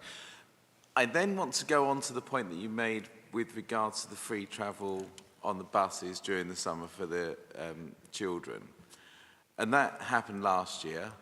It was effective. I don't know how effective it was, and I know the answer is down to economics and it's down to the bus companies. But limiting it to children travelling free when they're with their parents.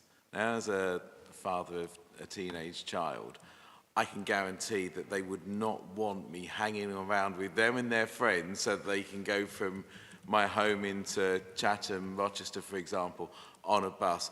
They would, if it could be extended to just free travel for children, I think that would be more beneficial and also reduce the number of vehicles on the roads. But as I say, that's an economics thing for the bus companies. Thank you, Councillor Spring. Councillor Corrie, would you like to respond? Yeah, just very quickly.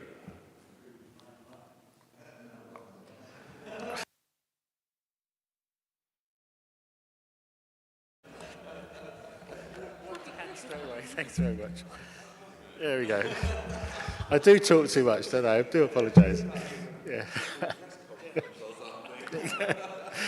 Yeah, I've got my bottle of water in front of me as well. So as far as that's, I mean, my children have all grown up now, but you're right. I mean, when it's not good to have mum or dad hanging around when you're trying to see your mates. Definitely, it's about cost. I mean, we get a grant from the government every year if we have a decent bus service improvement plan.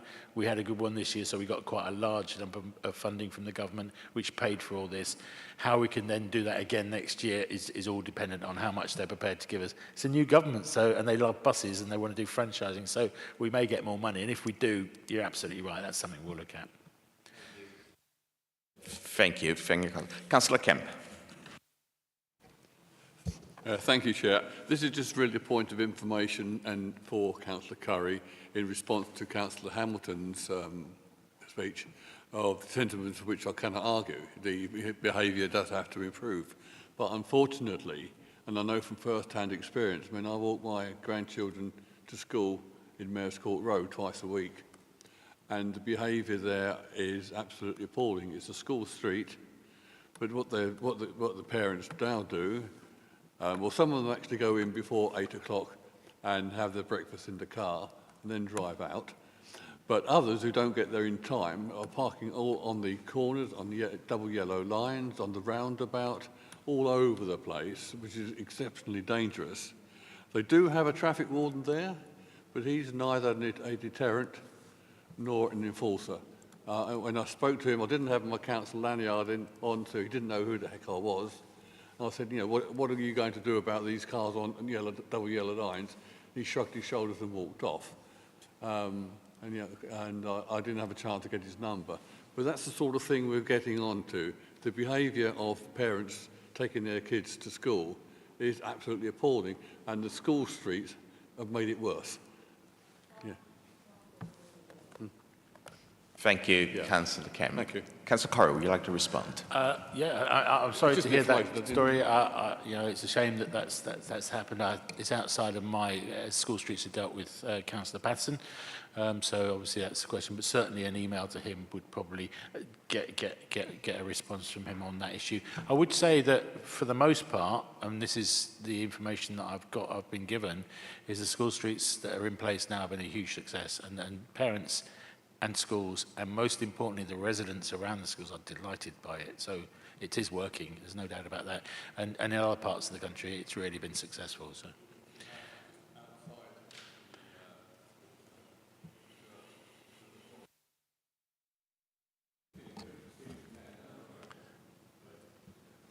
Thank you, Councillor Corrie.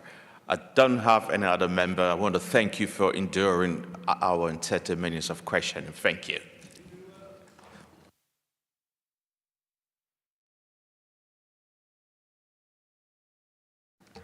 Vice Chair, do we have a recommendation?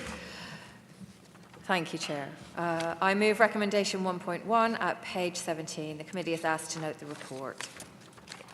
Chair, sorry. Is that second?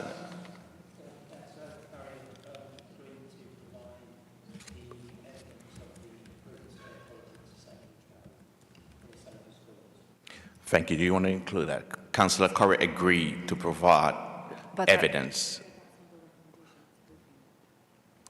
It's a briefing note. Yes, just note that. Yes.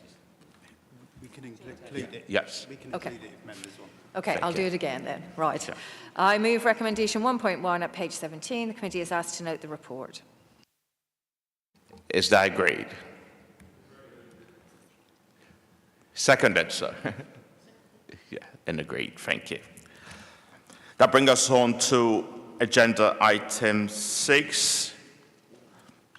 The Council Plan Performance Monitoring Report and Strategic Risk Summary, Q1 and Q2 2024-2025. I'll ask the Chief Finance Officer, Katie Durkin, to introduce the report. Katie. Thank you, Chair. Let's see how many microphones I can get through in this item. I've got 4 to beat. I'll keep this really short and sweet. So this report sets out the Council's performance against, in the first 2 quarters of this financial year against the priorities and indicators that are in the One Medway Council Plan that fall in the remit of this committee. And the report also presents the latest review of the Council's strategic risks, again, those that are in the remit of this committee. My colleagues Paul, Dave and I will do our best to answer any questions that the committee might have. Thanks, Chair. Thank you, Katie. Any member?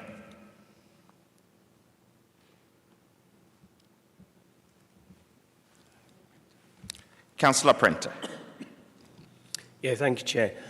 Just reading the report on the Medway review and the issues there, so to speak.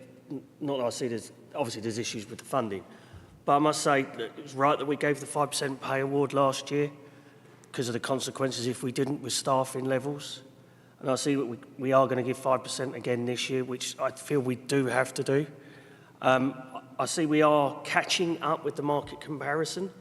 However, last year we gave 5%, but public sector pay went up by 8%. Inflation was 11%. How much further do we need to get there, or will the private sector constantly be ahead of us? As they're 8%, we're only giving 5%. Thank you, Councillor Prenter. Kitty, would you like to respond? I can try. Thank you, Chair. Yes, the draft budget that's also coming to the committee tonight sets out that we've got a further 5% cost of living award, and also that we've funded the continuation of all the impact of the Medpay review going into next year, so that's another 1.9 million.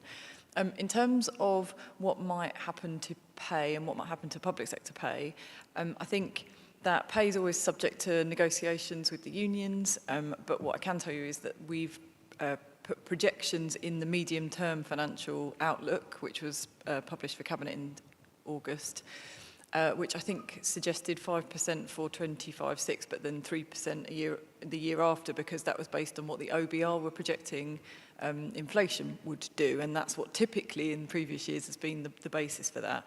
But public sector pay really is subject to all the negotiations with the various pay bodies and the relevant government departments, and they typically happen actually after we manage to set our pay claim for every year. So they've just agreed the 24/5 pay claims. That's the figures that everyone's seen published.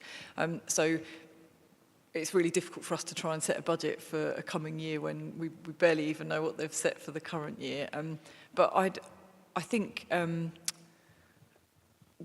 probably a matter for EMC in terms of future years. But like I say, what we've projected is at or above inflation moving forward into the medium term. Thanks. Thank you. Are you content with that, Councillor Prenter? Thank you.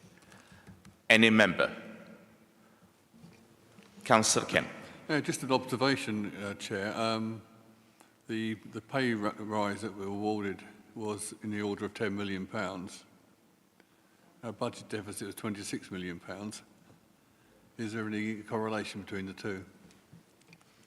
Thank you, Councillor Kemp. Kitty, would you like to respond? Yeah, thanks, Chair.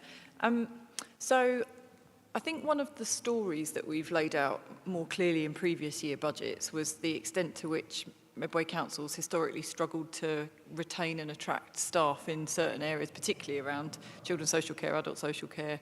But there are lots of professions that aren't in social care that where we've really struggled to recruit new staff, and we've had to deal with that in various different ways, including really high rates of agency employees, where we were paying significantly above the cost of a core member of staff. And obviously, directly employed staff are much more likely to be working with us alongside our kind of values and our kind of core ethos of what we want. So clearly the council's really keen to move towards having a much higher rate of permanent staff. And I think pay is one really key element of that. And the other thing I'll say about the funding for the Medpay review is one of the things that has hampered our recruitment and perhaps more our retention in the past is actually because we aren't on National Joint Council terms and conditions. So there hasn't been a clear progression framework for people within pay bands, and that's what Medpay or the Medpay review is doing. It's creating really clear career progression frameworks for staff. And what that should mean is that we're able to identify talent, manage our workforce, attract, retain and promote from within the right staff for us to achieve the council plan's objectives. So I think whilst it might seem like a relatively significant sum that we've actually put in for pay this year, which is less than 10 million, including pension increases, in the context of a sort of £470 million net revenue budget, I think it feels, to me, appropriate. Thanks. Thank you, Kitty. Would you like to come back, Mr. Kemp? Yes, I would, actually, yeah. One of the reasons for the Medpay award was the hope that it would decrease the number of agency staff. So can you say that the total pay bill, including all the monies paid to agency staff and also the salaries of the full-time workers, has that been decreased at all, or is the overall thing the same or even more? Thank you, Councillor Kemp. Kitty. Thanks, Chair. I don't have that data to hand tonight, and I think we're probably safe to say on that journey. So the Medpay review is underway at the moment, but we haven't got, I don't think the majority of teams haven't concluded that review, and so its impact at this point isn't, we haven't got a full year impact against which we could start measuring that kind of data, but that's certainly the aspiration. So when will you have the accurate figures on that? Through you, Chair, I'd have to take that away to our HR team, and I'm genuinely not sure to what extent we've made those projections at this point, but if that's okay, I'll bring something to the committee outside of it. As long as you can get back to me sometime, Kate, that'd be fantastic. Thank you. Thank you, Katie. Thank you. Councillor Brown. A couple of points. I'm making one. A couple of points around staffing.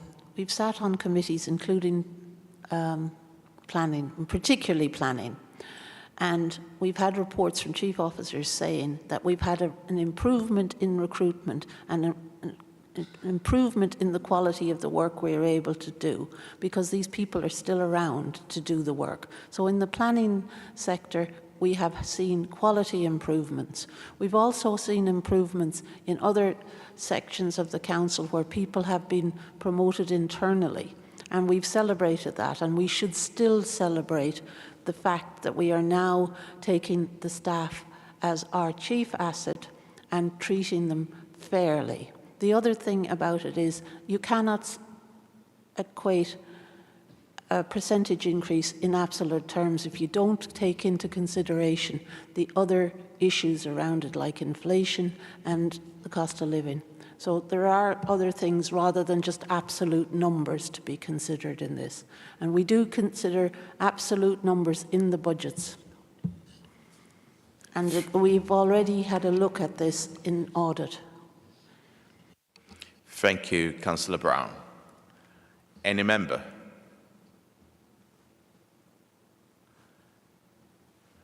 Vice Chair.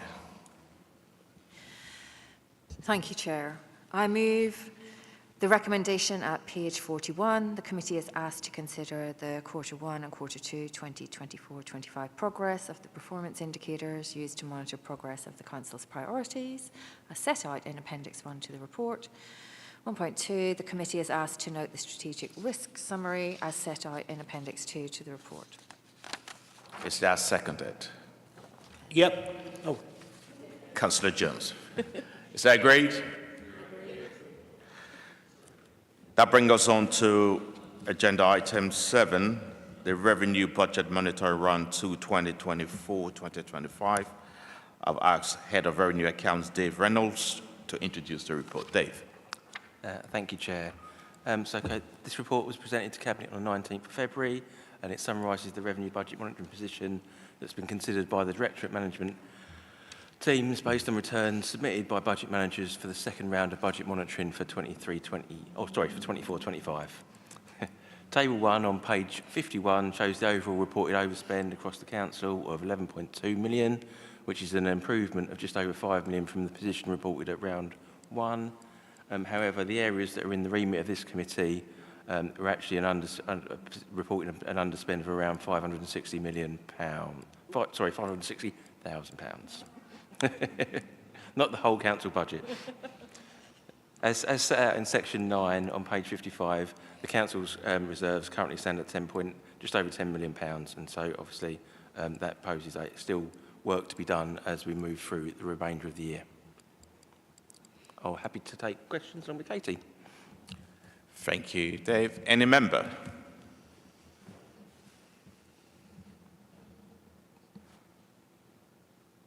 Vice Chair. Thank you, Chair. I move recommendation 1.1 and 1.2, page 49. Is that seconded? Councillor MacDonald. Is that agreed? That brings us on to agenda item 8, Capital Budget Monitoring Round 2. I'll ask Head of Revenue Account Dave Reynolds to introduce the report. Dave. Thank you again, Chair. This will be just as brief, I imagine. So in terms of capital, so this report details the second round of capital monitoring that relates to the schemes within the remit of this committee. Again, it was presented to Cabinet on the 19th of November. And based on the reports submitted by the corporate and directorate management teams. Section 4 on page 58 contains information for all directorates, just for context. But table 1 in section 4.1 details the financial summary for the capital programme. And table 2 details the associated funding streams with that budget. The result of the second round of monitoring is a projected underspend of 7.5 million across the council.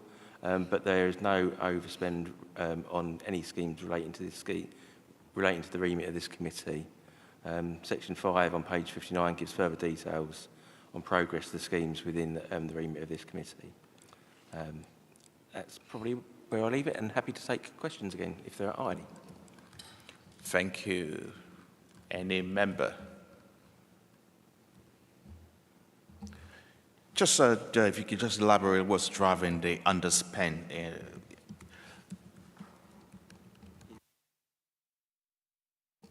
In capital as a whole? Yeah. If you know. Yeah, sorry, because... Oh, I've killed... Oh, no, it's working, sorry. I was nearly on 2, damn it. So around 5 million of it relates to something that Councillor Curry was talking about earlier. It's the underspend on the purchase of the waste replacement fleet. And there is also about, it must be 1.6 million, because that's the number, ish, is in culture and community somewhere. And I'm just scrolling to find it, which is the Splashes replacement scheme, which I think a decision has been agreed to use that for, it's not Splashes, I'm so sorry, Casenton. I'll get onto the right page, I'm so sorry, yeah, but that won't be an underspend in round 3 because there's a new scheme reported, so yeah, that's those 2 items. The Brook hasn't come forward either yet, so it'll be an underspend. Thank you, Katie, thank you. Any member? Vice Chair. I move the recommendation 1 at page 57. It's recommended that the Business Support and Digital Overview and Scrutiny Committee notes the results of the second round of capital budget monitoring for 2024-25. Is that seconded? Councillor MacDonald. Is that agreed? Thank you. That brings us on to agenda item 9, draft capital revenue budget 2025-2026. I'll ask Chief Finance Officer Katie Durkin to introduce the report. Katie. Thank you, Chair.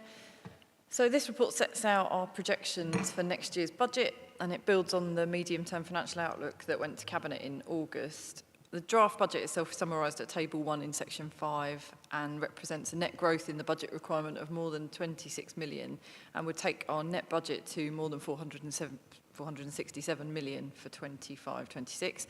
Section 6 sets out a series of the corporate projections that impact all services, most notably the pay award, while Sections 7 to 11 set out the detailed pressures and savings proposed by each service. Section 13 sets out the key announcements from the government's autumn budget, which was published on the 30th of October. However, grant allocations to individual authorities aren't actually announced until the provisional settlement is published, which we're expecting in the week commencing 16th of December. However, today the government published a local government finance policy statement that gives a little more detail, and I think broadly that looks like it will be a really positive settlement for Medway. We will report to the Cabinet in January with the outcome of the local government settlement. Section 14 sets out our funding projections, which assume that we will make a further request through the Exceptional Financial Support Scheme of 26 million. And this committee are asked to note that officers and Cabinet portfolio holders are obviously working to identify further savings and income proposals to close that budget gap, and that we're liaising with the government to secure the EFS requests that will be required. And the committee is also asked to comment on and forward the proposals onto other overview and scrutiny committees to report back to this committee in January. Thank you, Chair. Thank you, Kitty. Any member? Councillor Clark. Thanks. Obviously, there's enormous amounts to unpick, and only certain things stand out. It just follows on, actually, from my previous questions to Councillor Curry around the Safer Schools thing. I know it's on page 73. Halfway down, we've built in 200,000 income saving from, it says, safer, healthier streets. So are we building this budget on the fact that we're expecting to fine X number of residents? Is that what this means here? Or is there another thing on it? Thank you, Councillor Clark. Katie, would you like to respond? Yeah, so The proposal in the budget is that there'll be additional streets added. So naturally, I think there's an assumption that there will be some failure to comply across any street that is added. But it's also about piloting the school zones. And I think there's an expectation that in the current year budget, we've assumed a fairly low level of recovery of any PCNs that we do issue. And there's an expectation that that level of recovery will climb. But I'd have to get more information out of my colleagues in RCE if you wanted more detail. Chairman, for me? Thank you. It would be useful to know what that number is. How many fines are we expecting that we can then come up with a 200,000 uplift? And is that intended to roll forward, or is it just a one-off budget increase? Kitty, would like to respond. Thank you. Thank you, Chair. So these all represent base budget adjustments, so that's a permanent increase in the level of income. But I don't know that my colleague Dave seems to think he might be able to answer that. I wouldn't say I'd be able to answer it, but I think what we would be saying is these things would be reviewed annually. So if the people that are complying isn't as projected, then we would have to adjust those budget assumptions accordingly, wouldn't we? So if and we'll make numbers up just for the conversation, if we'd assumed that you were going to get 100 people that weren't complying and that was going to get £2,000 in or whatever it might get in, and actually how much you've reviewed it, you get half of that, we would then start to plan that in, and planning kind of presumably as people get more aware of the kind of the streets where and the kind of actions that they need to take to avoid those particular streets, you'd expect that some of those, the amount of fines that we may be issuing would decrease. So we'd look to kind of plan that in. I suppose it's early days for a lot of these schemes, isn't it? So we need to see how they kind of pan out over the coming months and years. Thank you, Chairman. And so just that number then, and what that's been predicated on, yeah? Thank you. So through you, Chair, we'll ask colleagues in RCE to provide that information to the member outside of the committee. Thanks. Thank you. Not To the committee. members. Thank you. Any other member? Sorry, just one for you, Katie. The last time we were in the situation where we had to seek the EFS, there were some services, reduction to some services or some cuts. However, you informed earlier during the briefing session that would not be the case. We're going to look at increased revenue. And I just wonder whether you could share some insight on how we are going to achieve that. Thank you, Chair. Okay, so in the table number 3, which talks about the RCE draft budget assumptions, there are some specific lines around, for instance, there's projected additional income in leisure, and what that represents is every year we review our fees and charges in line with the cost of those services. So if the cost of staffing is increasing by 5% and inflation is impacting on the contracts that those services need to deliver, then we will reflect that with an increased fee. And that's part of across all of the stuff that's in the fees and charges booklet, which is published alongside the council budget in February. So there are uplifts across this report relating to those kind of items. There's also, so similarly, there's an expectation that will generate more income on the Corn Exchange because that business plan to drive up income following the refurbishment appears to be working really well. There's also a series around traffic management, so closures of highways and footways, etc., that they're expected to bring in income. And I think there's like rent reviews on our commercial property portfolio. So there's quite a lot of that stuff relates to RCE. I think in Children and Adults Directorate, the story is much more around reviewing and managing demand and making sure that we've got the right packages of care in place for people at the right cost. I think in the remit of this particular committee, obviously we don't have lots and lots of income generating, so it's much more about doing things differently for us. It's just about trying to be as efficient as we possibly can with the delivery of the services that sit in business support. And I think I'll just make sort of one more comment about the budget over the last couple of years has reflected that Medway Council is particularly lean as an organisation, and so we have services where there have been fewer staff than there are in comparable services elsewhere. And so we've had a bit of a programme of what's often called right-sizing in the budget report. So in the last 3 or 4 years, we've right-sized children's services. Over the last year and this year, we're looking to right-size adults. But there was a fairly hefty investment in the back office sort of strategic support services last year and this year. And so obviously, whilst in the longer term, we'll be looking to our colleagues in Paul's service to help us to transform the way that we deliver those services, we need to do that bit first before we look to make any savings that might arise out of that in terms of what resources we need to use in terms of how many IT software systems we've got and whether we can rationalise that sort of stuff. So I think we might see more savings coming out of natural transformation as we move over the next 3 or 4 years. Hope that helps. Thanks. Thank you, Kate. Councillor Kemp. Thank you, Chair. This is quite brief. This is really in response to Councillor Brown's comments, of which I totally agree. We all want to, nobody wants not to accept a pay rise. Question to Katie. Can you confirm, Katie, that we won't have to borrow money to fund Medway? Through you, Chair. So if our assumption in the draft budget is that there will be an exceptional financial an EFS request, which effectively is a capitalisation direction, i.e. we will have to borrow, at this point, £26 million to fund the overall budget gap. As you know, we don't allocate funding to specific services or to specific costs, so whilst that funding will pick up a share of the overall cost of the council, so I can't say to you that we wouldn't be borrowing to fund the budget. The element of pay. Does that make sense? I'm not saying we are borrowing specifically to fund a pay uplift, but it's part of our overarching costs. It occurs to me that I guess it's all very well to have a pay rise, but it's got to be affordable. And if you've got to keep on borrowing money to fund the pay rise, I mean, how long can that go on for?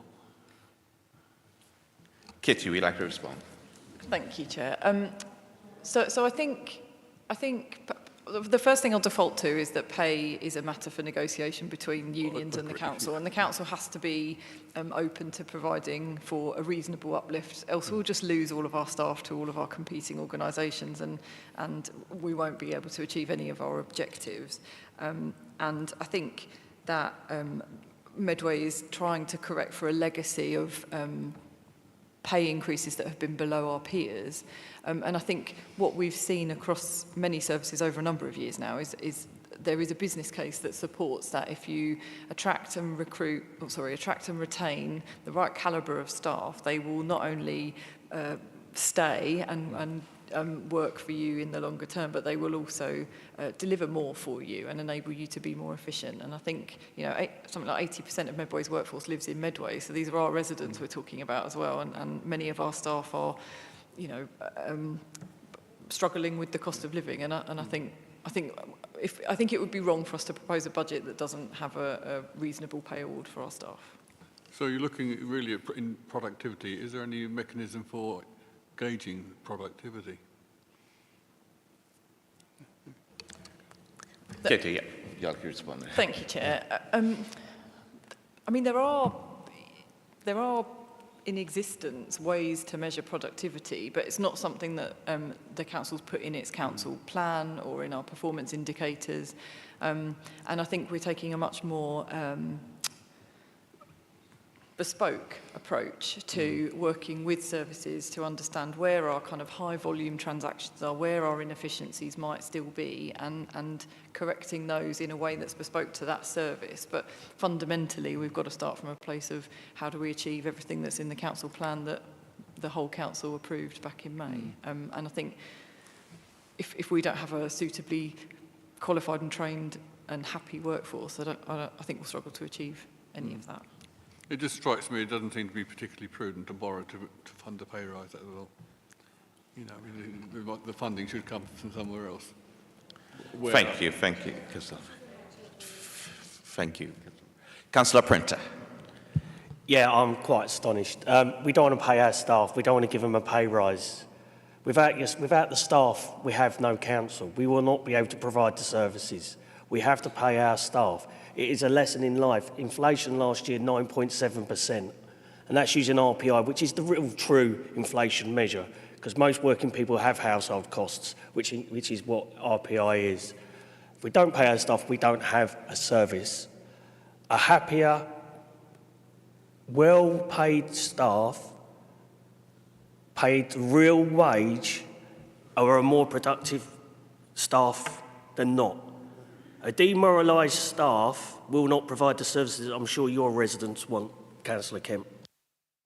Thank you, Councillor Pratt. Sorry, Through you, Chair. I totally agree. I totally agree. We'd all like the pay rise. We would. But it's got to be affordable. No, it's a response. No. Thank you very much.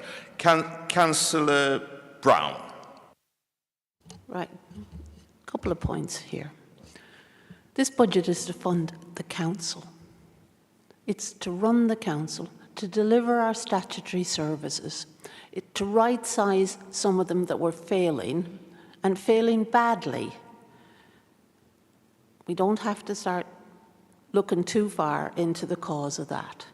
It was not being able to recruit the right people in the right places. And we have had external reports that have given us that from Ofsted, and I know Councillor Kemp knows all this, and I find the remark about borrowing just for a pay rise just a bit mischief-making. When we discuss this matter in audit, when we discussed the budget, like adults, we discussed about where we have pressures. And the pressures are basically in our statutory services, all of them. The ones that you like and the ones that you feel maybe we should try and trim around the edges. So our problem is we have statutory services being underfunded for years. We have most of them reliant on providers external to the council, especially for residential services. And that is a huge burden on the budget. I think everybody in this room is aware of that. But just for the avoidance of doubt, this is a budget to run the council. This isn't anything that officers are putting forward and that Cabinet is looking at and agreeing, and departments are making savings to try and close a budget gap. It's very, very simple. This is a budget to run the reason that we're here. Thank you, Councillor Brown. Councillor Hamilton. Yeah, I just want to make a comment. I'm astonished that a councillor who has been a councillor for so many years is unable to understand that the budget is to run the council and to hone in and to make mischief, as Councillor Brown has commented on. I find it quite astonishing. Point of order, Chair. I'm not making mischief. I'm making a valid point. It's, in my view, it's not prudent to borrow to fund a pay rise. But where does it end? Why did you stick at 5%? Why not make it 10%? Make staff even happier? Thank you, Councillor Kemp. Your point has been made. Councillor Hamilton, you want to continue?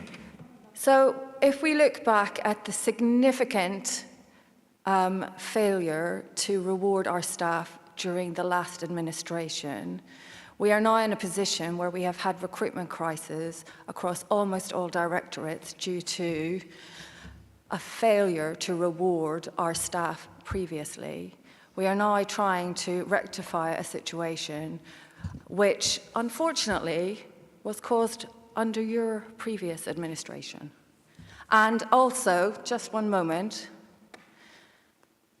if we have already seen that we are having more effective delivery of services within the last 12 months due to the previous pay rise, we should continue to ensure that our staff know that they are absolutely appreciated, and without them, we would not be able to deliver the services that we actually need to deliver in a budget to run the council. Thank you, Councillor Hamilton. Vice Chair. Members, we are a scrutiny committee. Councillor Kemp. If the councillor goes bankrupt, then we'll have no staff anyway. Thank you. Any member? Vice Chair. Do we have a recommendation? Yeah. I move the recommendation at page 63. 1.1, the committee is asked to note that Cabinet has instructed officers to continue to work with portfolio holders in formulating robust proposals to reduce the budget deficit for 2025-26 and to continue to liaise with the Ministry of Housing, Communities and Local Government to secure support through the Exceptional Financial Support Scheme. 1.2, the committee is asked to comment on the proposals outlined in the draft Capital and Revenue Budgets 2025-26 and forward proposals to the individual overview and scrutiny committees. Thank you, Councillor Abbott. Is that seconded? Councillor Brown. Is that agreed? Thank you. And that brings us on to agenda item 10, which is the work program. I will ask Democratic Services Officer Steve Dickens to introduce the report. Steve. Thank you, Chair. So I would just like to draw members' attention to one addition to the work programme in January. The committee will consider the Council's response to a recent decision by the Local Government Ombudsman. I'd also like to highlight the task group protocol, which many members will be aware has been discussed at informal meetings of overview and scrutiny chairs, vice chairs and spokespersons. This would seek to codify current practice, and it is here for approval and reference to inclusion in the Constitution after agreement by Council. Thank you. Thank you, Steve. Any member? Is that seconded? Councillor MacDonald. Is agreed? Vice Chair, sorry, do you have the recommendation? Sorry. Okay. That's all right. I will now move the recommendations at page 95. 1.1, the committee is asked to agree the provisional work programme at Appendix 1 to the report. 1.2, the committee is asked to note the work programmes of the other overview and scrutiny committees at Appendix 2 to the report. 1.3, the committee is asked to consider the task group protocol at Appendix 3 to the report and recommend approval by full Council for inclusion in the Council's Constitution. Is that seconded? Councillor McDonough, is that agreed?